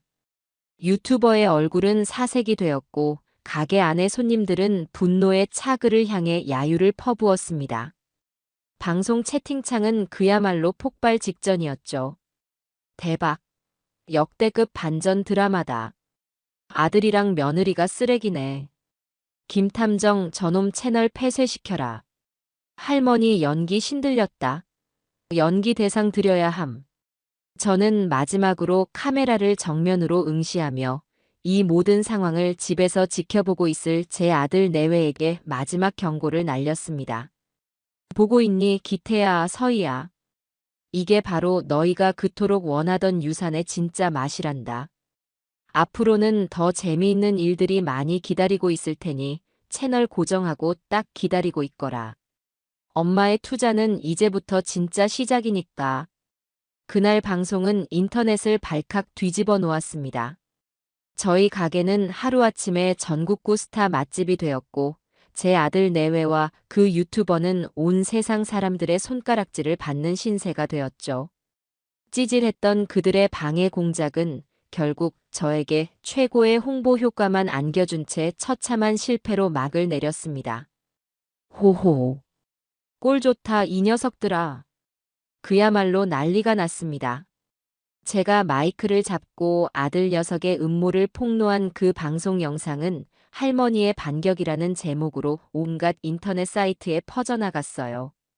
하루 이틀 만에 제 얼굴을 모르는 대한민국 국민이 없을 정도였죠. 저희 가게 앞은 이전보다 10배는 더 긴 줄이 늘어섰고 방송국에서는 인터뷰 요청이 쇄도했습니다. 저는 하루아침에 사이다 할머니, 국밥집 여장부 같은 근사한 별명들을 얻게 되었답니다. 하지만 모든 사람이 박수를 쳐준 것은 아니었죠. 이 통쾌한 역전극의 진짜 주인공, 바로 제 아들 김기태와 며느리 우서희는 지금쯤 어떤 표정을 짓고 있을까요? 저는 뜨끈한 국밥을 손님상에 내가면서도 그 녀석들이 받을 죗값을 생각하니 절로 웃음이 나왔습니다. 아이고 꼴 좋다 이 녀석들아. 너희가 판 무덤에 너희가 직접 들어간 기분이 어떻더냐. 그 시각 아들 녀석의 집에서는 그야말로 전쟁이 벌어지고 있었습니다. 나중에 딸 기숙이에게 전해 들어서 알게 된 사실이죠. 방송이 끝나자마자 며느리 서희는 이성을 잃고 아들 녀석의 뺨을 후려쳤다고 합니다. 이게 다 너 때문이야. 이 무능한 인간아. 뭐, 내가 뭘. 너는 가만히 있었어. 머리카락은 네가 넣었잖아. 그럼 어떡해. 누가 먼저 어머니 용돈 끊자고 바람을 넣었는데. 네가 시작했잖아. 시작은 네가 했지. 옆에서 계속 돈 아깝다고 어머님 돈 우리가 관리해야 한다고 부추긴 게 누군데. 두 사람은 서로에게 책임을 떠넘기며 집안이 떠나가라 소리를 질렀다고 해요. 평소에는 유산이라는 공동의 목표 아래 찰떡궁합을 자랑하던 부부였지만 그 목표가 산산조각 나작켜켜이 쌓여있던 서로에 대한 불만과 경멸이 한꺼번에 터져 나온 겁니다. 며느리는 아들의 멱살을 잡고 흔들며 악을 썼다고 합니다. 어떻게 네 친구라는 놈이 그따위로 허술하게 일을 처리해. 녹음 당할 줄도 모르고. 아주 쌍으로 멍청이들이야. 그럼 넌 얼마나 잘났는데. CCTV에 떡하니 찍혀서 온 동네 망신은 다 시켜놓고. 그들의 추악한 싸움은 밤늦도록 계속되었습니다. 그들에게는 이제 반성이나 후회 같은 감정은 남아있지 않았어요. 오직 누구 때문에 이 지경이 되었나를 따지는 꼴 사나운 책임 전가만이 남아있을 뿐이었죠. 진짜 비극은 다음 날부터 시작되었습니다. 온 세상에 얼굴과 이름이 팔린 그들에게 사회적 심판이라는 것이 얼마나 무서운지 깨닫게 된 겁니다. 아들 녀석은 작은 인쇄소를 운영하고 있었는데 아침에 출근하자마자 직원들이 수군거리는 소리를 들어야 했습니다. 사장님, 어제 방송 나온 거 맞죠? 어떻게 자기 어머니한테 그런 짓을 진짜 사람 무섭다. 직원들의 경멸 어린 시선에 아들은 고개도 들지 못했습니다. 진짜 문제는 거래처에서 터졌죠. 그날 오전에만 3군데의 거래처에서 계약을 취소하겠다는 전화가 걸려왔다고 합니다. 김 사장, 미안하지만 이번 건은 없던 걸로 합시다. 어떻게 부모님한테 사기치는 사람이랑 믿고 거래를 하겠나. 우리 회사 이미지가 뭐가 되겠어. 아들 녀석은 전화기에 대고 아닙니다. 오해입니다. 라고 소리쳤지만 아무도 그의 말을 믿어주지 않았습니다. 수십 년간 쌓아온 신뢰가 단 하루 만에 무너져 내린 겁니다. 며느리 서희의 상황은 더 심각했습니다. 그녀는 동네에서 작은 필라테스 센터를 운영하고 있었는데 그날따라 예약 취소 전화가 빗발쳤다고 해요.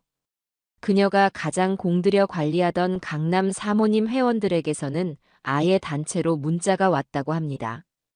우서희 씨, 우리 이제 당신 센터 못 다닐 것 같네요. 어떻게 그런 끔찍한 일을 저지르고 아무렇지 않게 남들 몸을 가르칩니까? 소름 끼쳐서 운동 못하겠어요. 그녀는 충격에 빠져 평소 친하게 지내던 동네 친구들에게 전화를 걸어 하소연하려 했지만 친구들은 약속이라도 한 듯 전화를 받지 않았습니다. 그녀는 하루아침에 동네에서 가장 유명한 불효녀이자 사기꾼으로 낙인 찍혀 완벽하게 고립되고 만 겁니다. 그들이 그렇게 지옥 같은 하루를 보내고 있을 때 저희 가게는 천국이 따로 없었습니다. 손님들은 제게 응원의 메시지를 보내기 바빴고 어떤 손님은 제 손을 꼭 잡고 어르신 정말 잘하셨어요. 속이 다 시원합니다. 라며 눈물까지 글썽이더군요. 그 와중에 성수 총각은 묵묵히 제 몫을 다하고 있었습니다. 갑자기 늘어난 손님의 정신이 없을 법도 한데 그는 조금도 흐트러지지 않았어요. 오히려 더 체계적으로 가게를 운영하기 시작했죠. 손님들이 무작정 줄을 서서 기다리는 것이 비효율적이라고 생각했는지 은행에서나 볼 수 있는 번호표 기계를 들여와 대기 시스템을 만들었습니다. 또 밀려드는 주문을 실수 없이 처리하기 위해 최신 포스 기계를 도입해 주방과 홀의 소통을 원활하게 만들었고요. 저는 그 모습을 흐뭇하게 바라보았습니다. 성수 총각은 더 이상 제 도움이 필요한 어리숙한 청년이 아니었어요. 그는 위기 상황 속에서 스스로 해결책을 찾아내고 가게를 한 단계 더 성장시키는 진짜 사장님이 되어가고 있었습니다. 제 투자가 얼마나 성공적이었는지 증명해주고 있는 셈이었죠. 저녁 장사를 마감하고 성수 총각이 조심스럽게 제게 말했습니다. 어르신, 오늘 정말 고생 많으셨습니다. 그런데 괜찮으세요? 뭐가? 아드님하고 따님 일 때문에요. 아무리 그래도 가족인데 마음이 편치만은 않으실 것 같아서요. 저 착한 것 좀 보세요. 자기 가게를 망하게 하려고 했던 사람들을 오히려 걱정하고 있는 겁니다. 저는 그런 성수 총각의 어깨를 툭 치며 웃었습니다. 신경 쓰지 마. 그 녀석들은 지금 아주 비싼 인생 수업을 받고 있는 중이니까. 자기가 흘린 눈물이 얼마나 짜고 남의 눈에 흐르는 눈물이 얼마나 뜨거운지 직접 겪어봐야 정신을 차리지. 나는 괜찮다. 오히려 아주 속이 시원해. 저는 정말 괜찮았습니다. 자식들이 망해가는 모습에 마음이 아프기보다는 그들이 드디어 헛된 욕심의 대가를 치르고 있다는 사실에 안도감이 들었으니까요. 그날 밤 저는 잠자리에 들기 전에 통장을 확인했습니다. 오늘 하루 매출액이 찍힌 숫자를 보니 제 입이 떡 벌어졌어요. 제 평생 만져본 적 없는 큰 돈이었습니다. 저는 통장을 보며 혼잣말을 했습니다. 영감, 보고 있어? 당신 없이 내가 홀로 키운 저 자식 놈들이 내 등에 칼을 꽂았지만 나 이렇게 꿋꿋하게 잘 버티고 있어.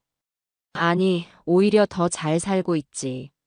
당신이 남겨준 유산, 내가 아주 멋지게 한번 불려볼 테니 하늘에서 잘 지켜봐줘. 제 아들과 며느리의 관계에 생긴 균열은 이제 시작에 불과했습니다.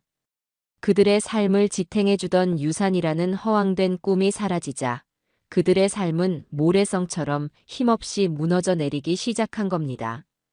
그리고 저는 그 모래성을 더 확실하게 무너뜨릴 다음 계획을 이미 세워두고 있었죠. 가게는 그야말로 대박이 났습니다. 인터넷 방송의 여파는 생각보다 훨씬 더 강력했어요.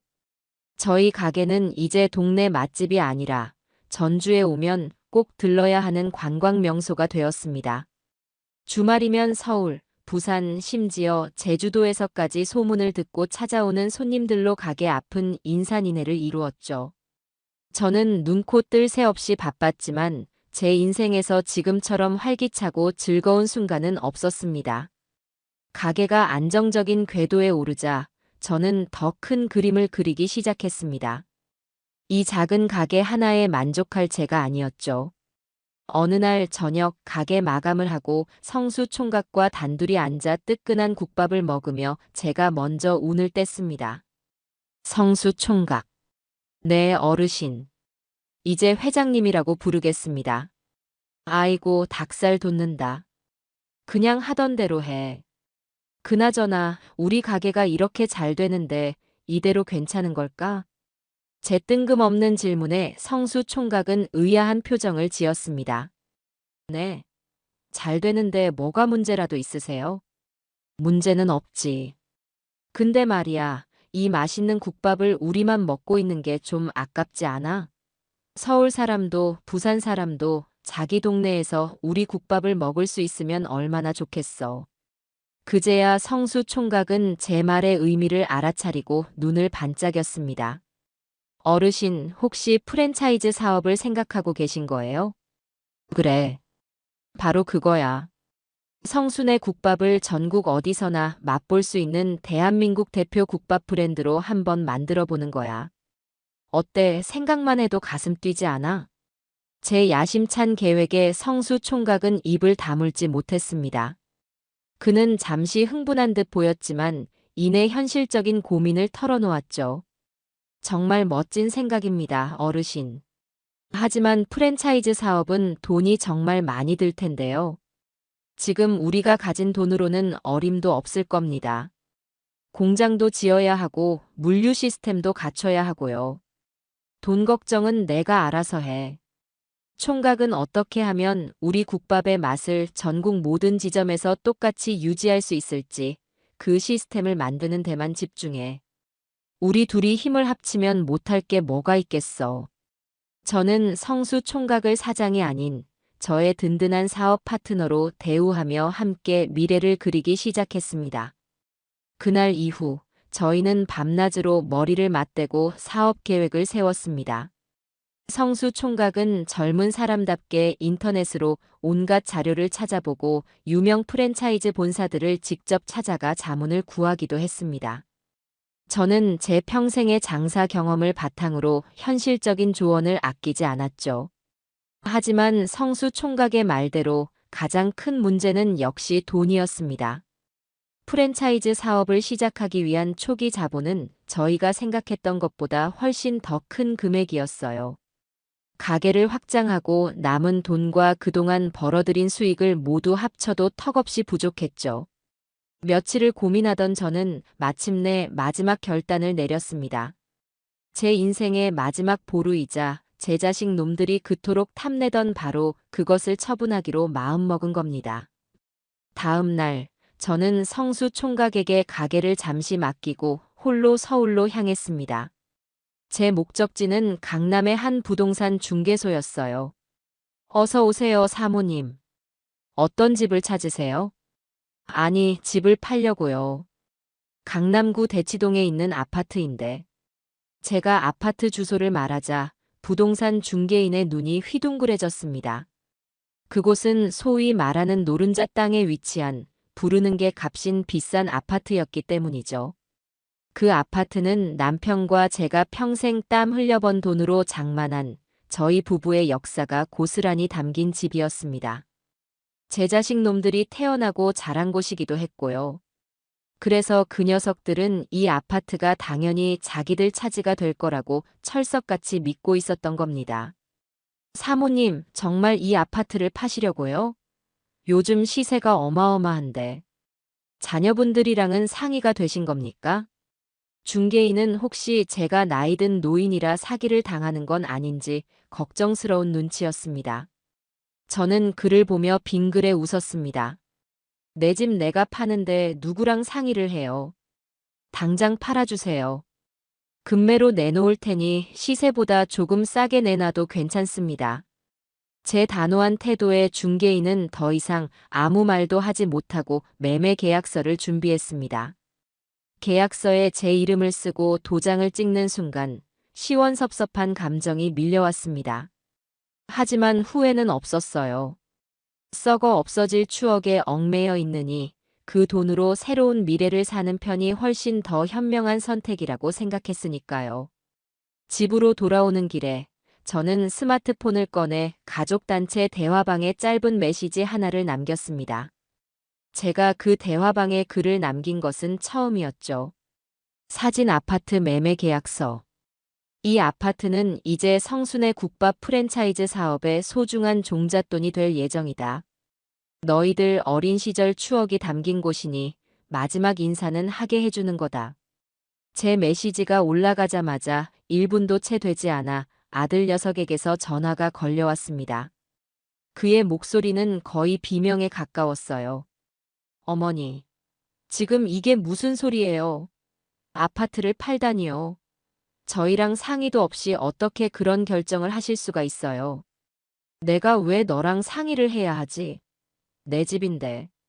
어머니, 거긴 저희 집이기도 하잖아요. 저희가 태어나고 자란 곳이라고요. 어떻게 저희한테 이럴 수가 있으세요?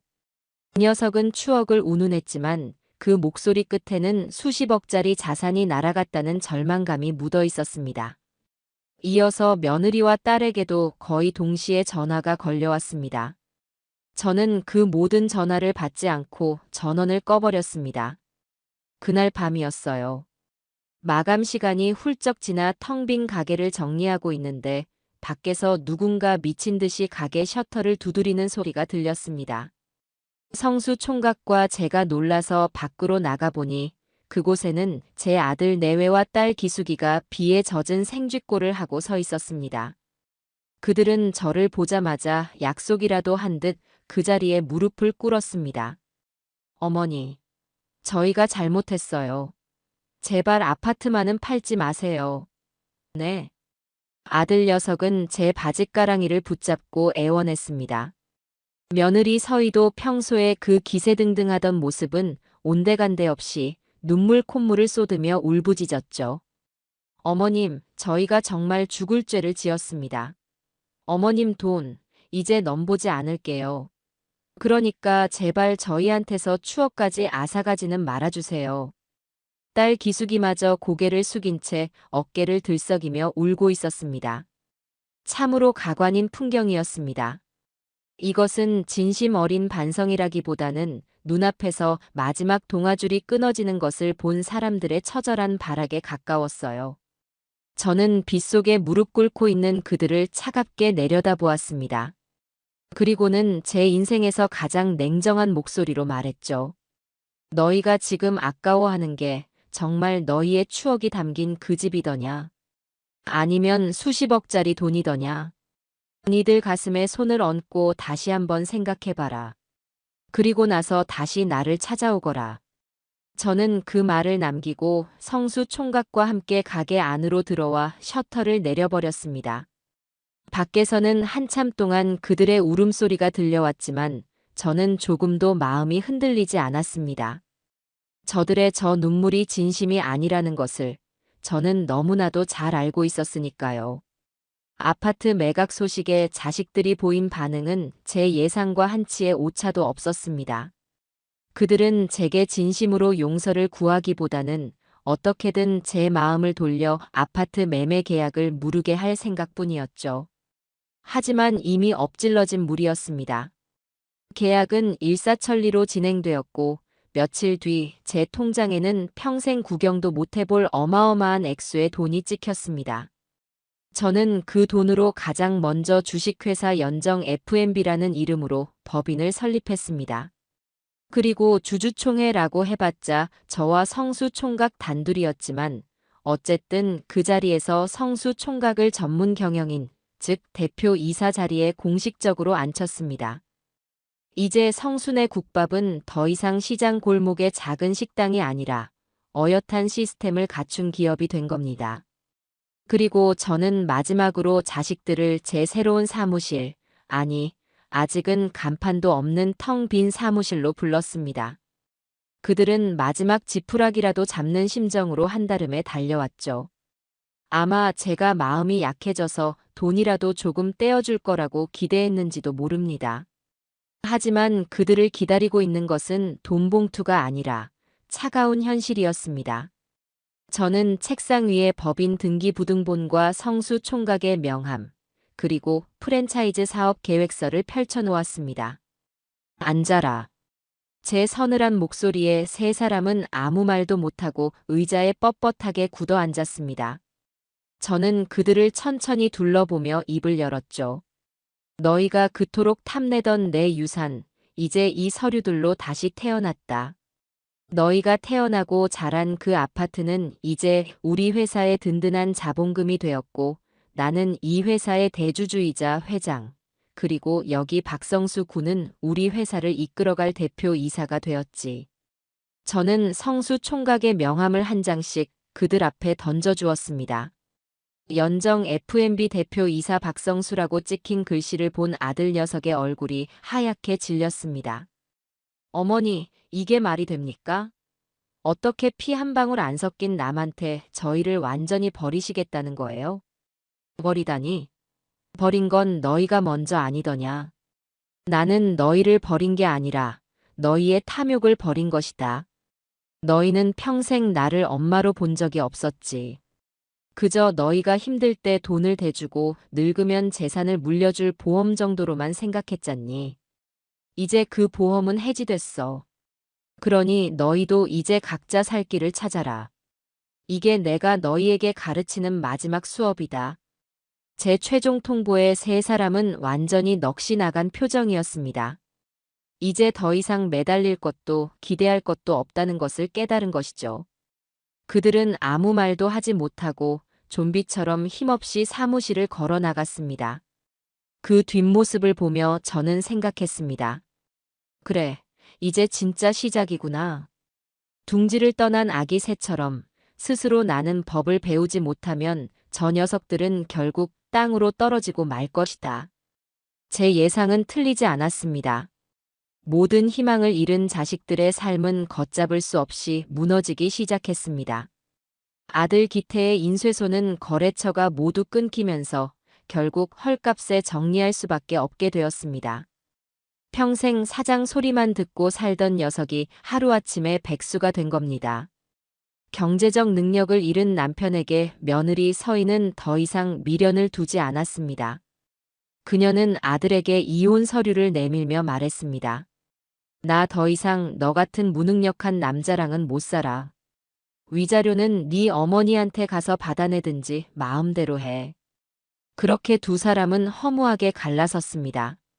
딸 기숙이의 집도 상황은 마찬가지였습니다. 남편의 주식 투자가 실패로 돌아가면서 집안 형편이 어려워졌고 돈 문제로 인한 부부싸움이 잦아졌다고 해요. 그들은 비로소 깨닫기 시작했습니다. 제가 단순히 용돈을 주는 존재가 아니라 자신들의 삶을 보이지 않는 곳에서 든든하게 지탱해주던 마지막 버팀목이었다는 사실을요. 돈이 사라지자 그들의 삶을 구성하고 있던 모든 것이 거짓말처럼 함께 사라져버린 겁니다. 그들은 돈뿐만 아니라 가족과 사회적 평판까지 모든 것을 잃고 나서야 자신들이 얼마나 어리석었는지 뼈저리게 후회하기 시작했습니다. 며칠 뒤 비가 추적추적 내리는 저녁이었어요. 저는 사무실에서 성수 총각과 함께 신메뉴 개발에 대한 이야기를 나누고 있었습니다. 그때 제 휴대전화가 조용히 울렸습니다. 발신자는 딸 기숙이었어요. 그동안 수십 번도 더 걸려왔던 전화였지만 왠지 그날따라 그냥 끊어버릴 수가 없었습니다. 저는 조용히 통화 버튼을 눌렀습니다. 엄마. 수화기 너머로 들려오는 딸의 목소리는 힘없이 잠겨 있었습니다.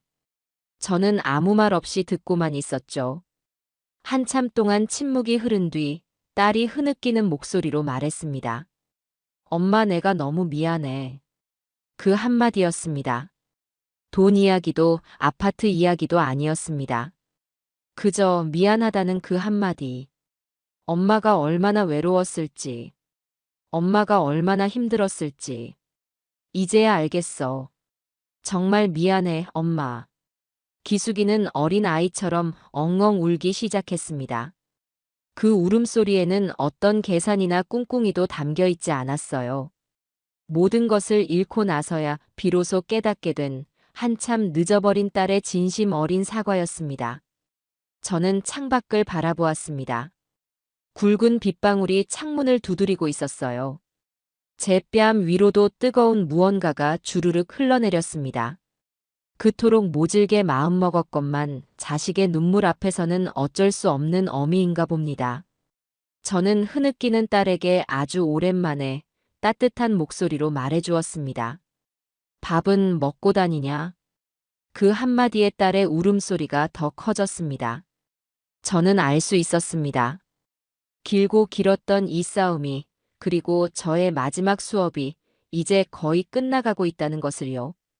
이제 남은 것은 이 어리석은 자식들을 다시 일으켜 세워주는 일이었습니다. 물론 예전과는 완전히 다른 방식으로 말이죠.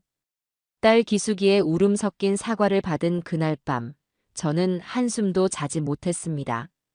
전화기 너머로 들려오던 딸의 서러운 울음소리가 귓가에 계속 맴돌았기 때문이죠. 그토록 모질게 마음먹고 이제 저 녀석들과는 완전히 끝이라고 수백 번 다짐했건만 자식의 눈물 한 방울에 제 철옹성 같던 마음이 사르르 녹아내리는 것을 느꼈습니다. 아이고, 저도 어쩔 수 없는 어미인가 봅니다. 다음 날 아침, 저는 퉁퉁 부은 눈으로 가게에 나갔습니다. 제 얼굴을 본 성수 총각이 깜짝 놀라며 물었죠. 회장님, 밤새 안 좋은 일이라도 있으셨어요? 안색이 너무 안 좋으십니다. 저는 아무 말 없이 고개만 저었습니다. 그리고는 하루 종일 넋이 나간 사람처럼 주방에 서서 육수만 적고 있었어요. 제 마음속에서는 천불이 일었다가 또 차가운 얼음물이 흘렀다가 아주 난리도 아니었습니다. 저 철없는 것들을 이대로 내버려 둬야 하나? 아니면 마지막으로 한 번 더 기회를 줘야 하나? 평생을 해도 정답을 찾을 수 없는 문제 앞에서 저는 속수무책이었습니다. 점심 장사가 끝나고 성수 총각이 뜨끈한 국밥 한 그릇을 제 앞에 조용히 내려놓았습니다. 회장님, 식사부터 하세요. 뭐든 속이 든든해야 좋은 생각도 나는 법입니다. 저는 마지못해 숟가락을 들었습니다. 뜨끈한 국물이 목구멍으로 넘어가는 순간 왈칵 눈물이 쏟아질 것 같아 입술을 꽉 깨물었죠. 그런 저를 가만히 지켜보던 성수 총각이 조심스럽게 입을 열었습니다. 회장님, 제가 혹시 주제 넘은 말씀을 드려도 되겠습니까? 뭔데 그러냐? 말해봐. 저희가 곧 프랜차이즈 1호점을 열지 않습니까? 그런데 새 지점을 열려면 믿고 맡길 만한 사람이 필요합니다. 아무리 시스템이 좋아도 결국 가게를 운영하는 건 사람의 마음이니까요. 저는 그가 무슨 말을 하려는지 짐작이 갔지만 묵묵히 다음 말을 기다렸습니다. 어제 따님께서 가게 근처에서 한참을 서성이다 가시는 걸 봤습니다. 몰골이 말이 아니시더군요. 그리고 사실 며칠 전에는 기태 형님께서도 멀리서 가게만 쳐다보고 가시는 걸 봤습니다. 성수 총각은 잠시 말을 고르더니 아주 어려운 이야기를 꺼냈습니다. 회장님께서 어떤 심정이신지 제가 감히 다 헤아릴 수는 없습니다. 저한테는 평생 갚아도 모자랄 은인이신 회장님의 마음에 상처를 낸 사람들이니까요. 하지만 그래도 가족이지 않습니까? 망가진 자식들 때문에 평생 마음에 짐을 지고 사실 바에야 차라리 회장님 눈앞에 두고 사람을 한번 만들어 보시는 건 어떻겠습니까? 그의 말은 제 가슴을 후벼 파는 것 같았습니다. 새로 여는 직영점에 점장이나 직원이 필요합니다. 물론 아무나 앉힐 수는 없겠죠. 하지만 바닥부터 시작할 기회라도 한번 주시는 건 어떨까 싶어서요. 저를 믿고 이 가게를 맡겨주셨듯이 회장님의 자제분들도 한번 믿고 기회를 주시는 겁니다. 물론 제 밑에서 아주 혹독하게 일을 배워야 한다는 조건으로요. 성수 총각의 제안은 정말 뜻밖이었습니다. 자기 가게를 망하게 하려 했던 원수 같은 사람들에게 일자리를 주자니요. 보통 사람이라면 상상도 못할 일이죠. 하지만 저는 그의 눈빛에서 어떤 사심도 읽을 수 없었습니다. 그는 진심으로 저를 위하고 더 나아가 망가져버린 제 가족까지 걱정하고 있었던 겁니다. 저는 이 착하고 속 깊은 청년을 어떻게 이 세상에 태어났을까 하는 생각에 가슴이 벅차올랐습니다. 저는 한참 동안 아무 말도 하지 못했습니다. 그리고는 조용히 고개를 끄덕였죠. 다음 날 저는 제 자식들에게 주식회사 연정 F&B 인사 채용 공고라는 제목으로 문자를 보냈습니다. 내용은 간단했죠. 내일 오전 10시 사무실에서 면접. 5분 이상 늦을 시 자동 탈락. 다음 날 오전 9시 50분 사무실 문을 열자 그곳에는 제 아들 기태와 며느리 서희 그리고 딸 기숙이가 마치 죄인처럼 고개를 푹 숙인 채 서 있었습니다. 며칠 사이에 얼마나 고생을 했는지 세 사람 모두 얼굴이 반쪽이 되어 있었고 행색도 말이 아니었죠. 특히 며느리 서희는 평소에 그 화려하던 모습은 온데간데 없이 수수한 옷차림에 화장기 없는 얼굴이었습니다. 저는 제 책상에 앉아 그들을 차갑게 쏘아보았습니다. 제 옆에는 배석 면접관 자격으로 성수 총각이 굳은 표정으로 앉아 있었고요. 다들 시간은 잘 맞춰왔네. 그럼 면접을 시작하지. 제 말에 세 사람은 허리를 굽혀 인사를 하고는 책상 앞 의자에 쭈뼛거리며 앉았습니다. 한동안 사무실에는 숨막히는 침묵만이 흘렀습니다. 저는 서류를 뒤적이는 척하며 그들의 표정을 살폈어요. 세 사람 모두 잔뜩 긴장해서 손만 만지작거리고 있었죠. 첫 번째 질문이다. 왜 이 회사에서, 아니, 이 국밥집에서 일하고 싶지? 각자 대답해봐. 김기태부터. 제 지목에 아들 녀석이 화들짝 놀라며 자리에서 벌떡 일어났습니다. 저는. 그 녀석은 한참을 우물쭈물 하더니 이내 결심한 듯 입을 열었습니다. 돈을 벌고 싶습니다. 저는 어이가 없어서 헛웃음을 쳤습니다. 돈? 내가 니들한테 줄 돈은 한 푼도 없다고 했을 텐데. 아닙니다, 어머니. 그런 뜻이 아닙니다. 제 힘으로 제 땀을 흘려서 정직하게 돈을 벌고 싶다는 뜻입니다. 제가 평생 사장 소리만 듣고 살았지, 제 손으로 직접 무언가를 해서 돈을 벌어본 적이 없더군요. 바닥부터 다시 시작해서 땀의 가치가 뭔지 배우고 싶습니다. 그리고 어머니께 진심으로 용서받고 싶습니다. 아들의 목소리는 떨리고 있었지만 그 눈빛만큼은 진심이었습니다. 저는 아무런 평가도 하지 않고 다음 사람을 지목했습니다. 다음, 우서희. 며느리는 자리에서 일어나 저를 똑바로 쳐다보지도 못하고 고개를 숙인 채 말했습니다. 저는 속죄하고 싶습니다. 제가 어머님과 이 가게에 얼마나 큰 잘못을 저질렀는지 뼈저리게 깨달았습니다. 평생을 편하게만 살려고 했던 제 자신이 너무나 부끄럽습니다. 설거지든 청소든 이 가게에서 가장 힘들고 굳은 일부터 시켜주십시오. 제 잘못을 씻을 기회를 한 번만 주십시오, 어머님. 그녀의 목소리 역시 진심이었습니다. 마지막으로 저는 딸 기숙이를 바라보았습니다. 김기숙, 너는? 딸은 이미 눈가가 붉어져 있었습니다. 저는 그냥 엄마 옆에 있고 싶어요. 돈을 벌지 못해도 괜찮고 매일 혼나도 괜찮아요. 그냥 제가 망쳐버린 엄마의 시간을 조금이라도 되돌려드리고 싶어요. 엄마가 웃는 모습을 다시 보고 싶어요. 딸의 대답에 제 마음이 울컥했습니다. 하지만 저는 애써 표정을 감추고 마지막 질문을 던졌습니다. 좋다. 그럼 마지막 질문. 만약 너희를 채용한다면 받고 싶은 월급은 얼마지? 제 질문에 세 사람은 서로의 눈치만 살필 뿐 아무도 선뜻 대답하지 못했습니다.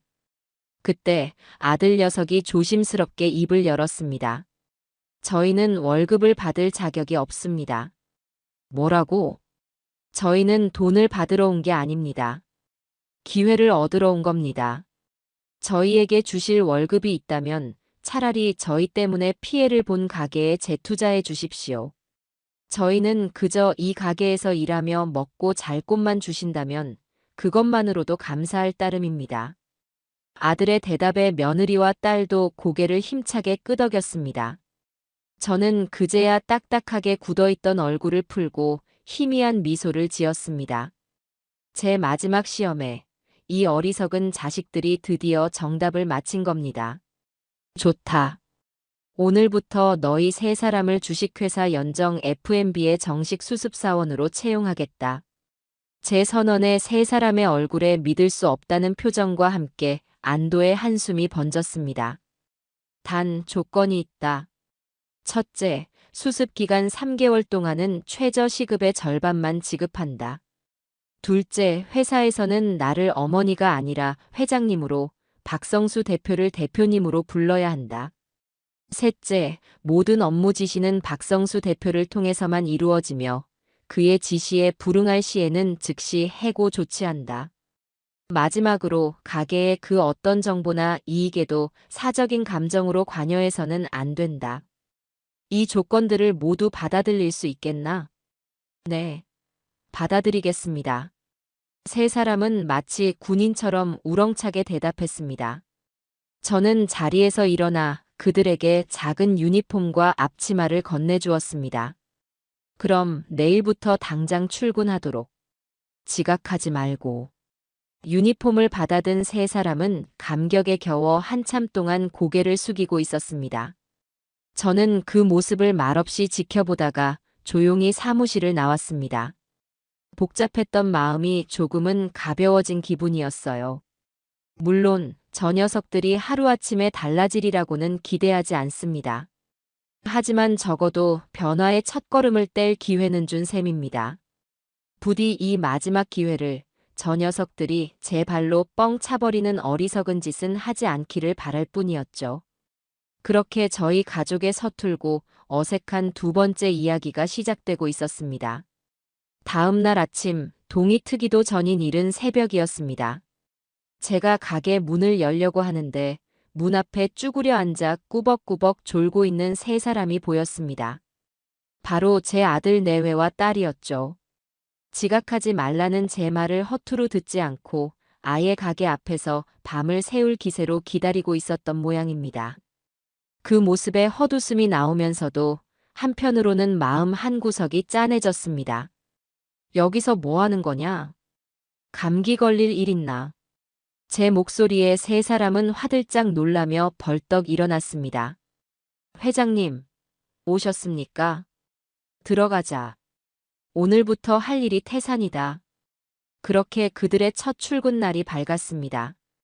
저는 세 사람을 불러 모아 박성수 대표와 함께 각자의 업무를 배정했습니다. 김기태 씨. 박 대표가 제 아들을 부르자 녀석이 군기가 바짝 든 목소리로 대답했습니다. 네, 대표님. 김기태 씨는 오늘부터 배달 및 식자재 관리 업무를 담당하게 될 겁니다.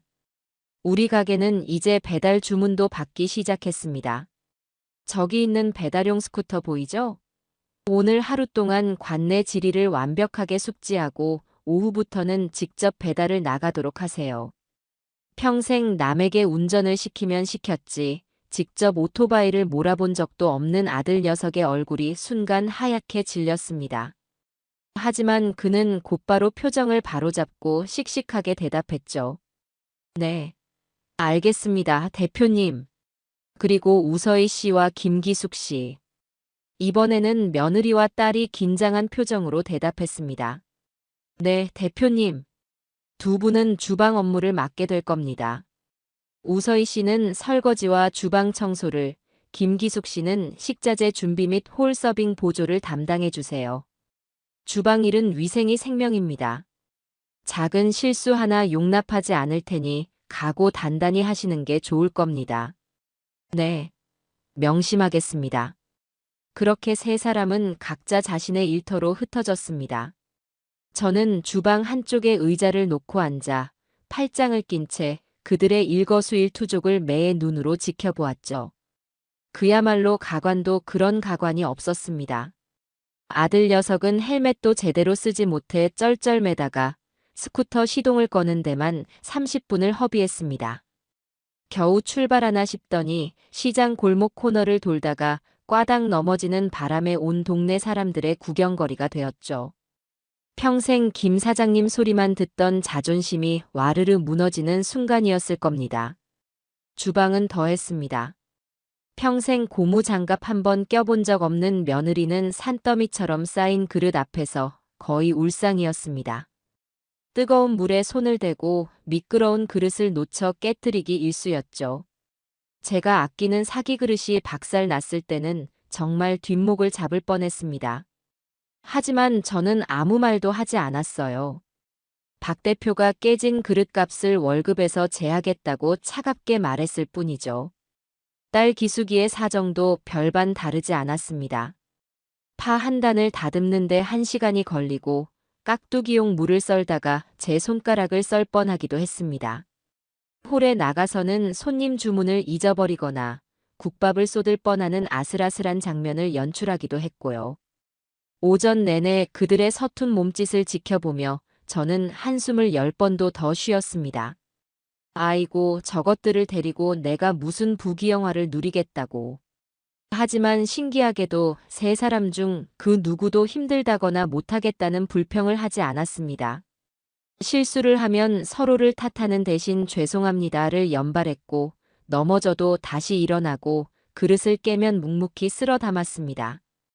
그들의 눈에는 이전에는 볼 수 없었던 간절함이라는 것이 담겨 있었어요. 점심 장사가 끝나고 세 사람은 파김치가 되어 주방 구석에 주저앉았습니다. 온몸이 땀으로 흠뻑 젖어 있었고 얼굴은 지쳐서 말이 아니었죠. 그때 박 대표가 그들에게 차가운 물 한 잔씩을 건넸습니다. 첫날이라 힘들 겁니다. 하지만 내일은 더 힘들 거고 모레는 더더욱 힘들 겁니다. 버티지 못할 것 같으면 지금이라도 그만두십시오. 어설픈 동정심으로 받아줄 생각은 추호도 없으니까요. 박 대표의 냉정한 말에 세 사람은 오히려 정신이 번쩍 드는 듯 벌떡 일어나 남은 오후 일을 준비하기 시작했습니다. 그 모습을 보니 제가 박 대표에게 이 모든 것을 맡기길 참 잘했다는 생각이 들더군요. 제가 나섰다면 분명 엄마의 마음이 튀어나와 저렇게 모질게 대하지는 못했을 테니까요. 시간은 속절없이 흘렀습니다. 하루, 이틀, 일주일, 그리고 한 달. 세 사람은 놀랍게도 그 혹독한 시간을 묵묵히 버텨냈습니다. 아들은 이제 지도 앱 없이도 동네 구석구석을 누비는 베테랑 배달원이 되었고, 며느리의 설거지 속도는 전문주방 이모님 못지않게 빨라졌습니다. 딸은 가게의 모든 메뉴를 완벽하게 외우고 손님들의 취향까지 기억하는 센스 있는 직원으로 성장했죠. 그리고 드디어 첫 월급날이 되었습니다. 박 대표는 약속대로 최저 시급의 절반을 계산해 세 사람에게 각각 얇은 월급 봉투를 건넸습니다. 그들의 손에 쥐어진 돈은 그들이 평소 쓰던 용돈의 몇 분의 1도 안 되는 아주 적은 금액이었죠. 그런데 믿을 수 없는 일이 벌어졌습니다. 아들 녀석이 그 얇은 봉투를 받아들고는 갑자기 왈칵 눈물을 쏟아낸 겁니다. 대표님 감사합니다. 정말 감사합니다. 그 모습을 시작으로 며느리와 딸까지 세 사람은 월급 봉투를 부둥켜 안고 어린 아이처럼 엉엉 울기 시작했습니다. 그 눈물은 서러움의 눈물이 아니었어요. 자신의 힘으로 정직한 땀을 흘려 돈을 벌었다는 감격과 벅참의 눈물이었습니다. 저는 그 모습을 주방 한쪽에서 몰래 지켜보며 저도 모르게 눈시울을 붉혔습니다. 그래, 이제야 조금 사람다워지는구나, 이 녀석들아. 그날 저녁 퇴근 준비를 하고 있는 제게 세 사람이 수줍게 다가왔습니다. 그리고는 제 손에 작은 쇼핑백 하나를 쥐어주더군요. 어머니 아니 회장님. 저희가 첫 월급 기념으로 작은 선물을 준비했습니다. 쇼핑백 안에는 따뜻한 내복 한 벌이 들어 있었습니다. 시장에서 파는 아주 평범하고 저렴한 내복이었죠. 하지만 제게는 이 세상 그 어떤 명품 선물보다도 값지고 소중하게 느껴졌습니다. 이런 걸 뭐하러 샀냐? 니들 쓰기도 부족했을 텐데. 저는 퉁명스럽게 말했지만 입가에 번지는 미소는 감출 수가 없었습니다. 아들이 머리를 극적이며 말했습니다. 새벽에 출근하실 때 추우실 것 같아서요. 비싼 건 못 사드렸지만 저희 마음이에요. 고맙다. 잘 입을게. 그 짧은 대화 속에 저희 가족의 길고 길었던 갈등이 눈 녹듯 스르르 녹아내리고 있었습니다. 돈이 오가는 관계가 아니라 마음이 오가는 관계. 저희는 아주 서툴고 느린 속도로 진짜 가족이 되는 법을 다시 배워가고 있었습니다. 그날 밤 저는 자식들이 사준 내복을 입고 잠이 들었습니다. 제 평생 잠들었던 밤 중에 가장 따뜻하고 편안한 밤이었습니다. 시간이 흘러 어느덧 1년이라는 세월이 지났습니다. 강산도 변한다는 10년의 10분의 1밖에 안 되는 시간이지만 저희 가게에는 정말 많은 변화가 있었습니다. 주식회사 연정 F&B는 시장 골목의 작은 식당에서 시작해 이제는 전국에 10개의 직영점을 둔 건실한 프랜차이즈 기업으로 성장했습니다. 성순의 국밥은 대한민국 사람들이 가장 사랑하는 국밥 브랜드 중 하나가 되었죠. 그리고 그 변화의 중심에는 놀랍게도 제 아들 내외와 딸이 있었습니다. 1년 전 설거지 하나 제대로 못하고 배달 오토바이 앞에서 쩔쩔매던 그 어리숙한 모습은 이제 어디에서도 찾아볼 수 없었어요.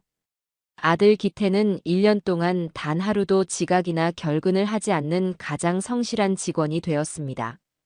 그는 단순히 배달만 하는 것에 그치지 않고 효율적인 배달 동선을 짜고 식자재 재고를 관리하는 시스템을 직접 개발해 회사의 물류 비용을 획기적으로 절감시켰습니다.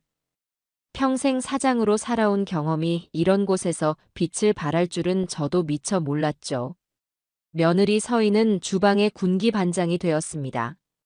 그녀는 설거지와 청소뿐만 아니라 저의 레시피를 완벽하게 익혀 모든 직영점의 맛을 표준화하는 조리 교육 팀장의 역할을 훌륭하게 해냈습니다.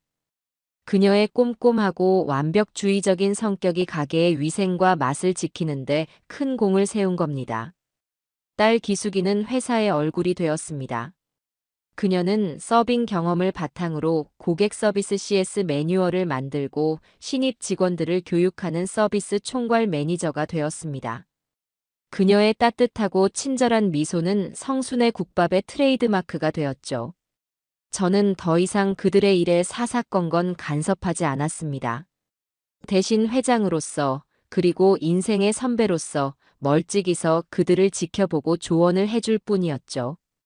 이제 회사의 실질적인 운영은 젊은 피인 박성수 대표와 제 자식들의 몫이었습니다. 그리고 그들은 제 기대 이상으로 회사를 훌륭하게 이끌어 나갔습니다. 어느덧 저희 회사의 첫 번째 직영점이 문을 연 지 1주년이 되는 날이었습니다. 그날 저녁, 저는 전 직원을 초대해 조촐한 기념 파티를 열었습니다. 파티가 한창 무르익을 무렵, 박성수 대표가 마이크를 잡고 자리에서 일어났습니다. 자, 다들 잠시 주목해 주십시오. 오늘 이 기쁜 날, 여러분께 더 기쁜 소식을 하나 전해드리고자 합니다. 모든 직원들의 시선이 그에게로 쏠렸습니다. 지난 1년간 회사의 발전을 위해 누구보다 헌신적으로 일해준 김기태 배달관리팀장을 오늘부로 강남 1호점의 정식 점장으로 임명합니다. 박 대표의 발표가 끝나자마자 장내에서는 우레와 같은 박수와 환호성이 터져 나왔습니다. 아들 녀석은 믿을 수 없다는 표정으로 그 자리에 얼어붙어 있었죠. 동료들이 그의 등을 떠밀어 단상 위로 올라가서야 그는 겨우 정신을 차린 듯 했습니다. 아들은 마이크를 건네받고도 한참 동안 아무 말도 하지 못했습니다. 그의 눈에는 굵은 눈물 방울이 그렁그렁 맺혀 있었죠. 그는 목이 맨 목소리로 아주 어렵게 입을 열었습니다. 제가 이런 자리에 설 자격이 있는지 모르겠습니다. 그는 깊이 고개를 숙여 모든 직원들에게 인사를 했습니다. 1년 전 저는 모든 것을 잃은 죄인이었습니다. 그런 저를 아무런 조건 없이 받아주시고 땀 흘려 일하는 것의 가치를 가르쳐 주신 고현정 회장님, 정말 감사합니다. 그리고 저를 편견 없이 대해주시고 다시 일어설 수 있도록 이끌어주신 박성수 대표님, 정말 감사합니다. 마지막으로 부족한 저를 믿고 함께 일해준 동료 여러분, 진심으로 감사합니다. 앞으로 강남 1호점을 우리 회사 최고의 매장으로 만들기 위해 제 모든 것을 바치겠습니다. 아들의 진심 어린 취임사에 파티에 모인 모든 사람들이 감동의 박수를 보냈습니다. 저는 눈물을 감추기 위해 조용히 고개를 돌렸습니다. 제 아들이 저렇게 멋진 어른으로 다시 태어났다는 사실이 믿기지가 않았습니다. 파티가 끝나고 저는 박 대표와 아들 내외, 그리고 딸을 저희 가게 본점의 가장 큰 방으로 불렀습니다. 상 위에는 김이 모락모락 나는 뜨끈한 국밥이 한 그릇씩 놓여 있었죠. 예전 같았으면 어색한 침묵이 흘렀을 식사 자리였지만 이제는 그 누구도 불편해하지 않았습니다. 어머니, 아니 회장님. 국밥 맛이 오늘따라 더 좋은데요. 아들이 어색하게 농담을 건네자 며느리가 핀잔을 주었습니다. 당신이 오늘 기분이 좋아서 그런 거겠지. 점장님. 아, 점장님 소리는 좀 어색한데. 모두가 그 모습에 한바탕 크게 웃었습니다. 저희는 그렇게 오랫동안, 아주 오랫동안 못다한 이야기를 나누며 웃음꽃을 피웠습니다. 돈 이야기나 유산 이야기는 그 누구의 입에서도 나오지 않았어요. 그저 서로의 건강을 묻고 아이들의 안부를 걱정하는 세상에서 가장 평범하지만 가장 따뜻한 가족의 저녁 식사였습니다. 저는 활기차게 일하는 자식들과 그들의 곁을 든든하게 지켜주는 박성수 대표를 번갈아 바라보았습니다. 그리고 문득 깨달았죠. 제가 그토록 지키고 불리고자 했던 제 유산이 무엇이었는지를요. 제가 자식들에게 물려준 진짜 유산은 통장에 찍힌 돈의 액수나 강남의 아파트가 아니었습니다. 그것은 바로 스스로의 힘으로 당당하게 일어서는 법, 정직한 땀의 가치를 아는 마음, 그리고 어려울 때 서로에게 기댈 수 있는 가족이라는 울타리 그 자체였습니다. 돈은 그 모든 것을 가르치기 위한 쓰디쓴 회초리에 불과했던 것이죠. 저의 길고 길었던 유산 투자기는 그렇게 우리 가족 모두를 살리고 모두를 성장시킨 최고의 투자로 막을 내렸습니다. 이제 저는 더 이상 외롭지 않습니다. 제 곁에는 그 누구보다 든든한 동업자들이자 세상에서 가장 사랑하는 제 가족이 함께 있으니까요. 제 인생 2막은 이제부터가 진짜 시작입니다.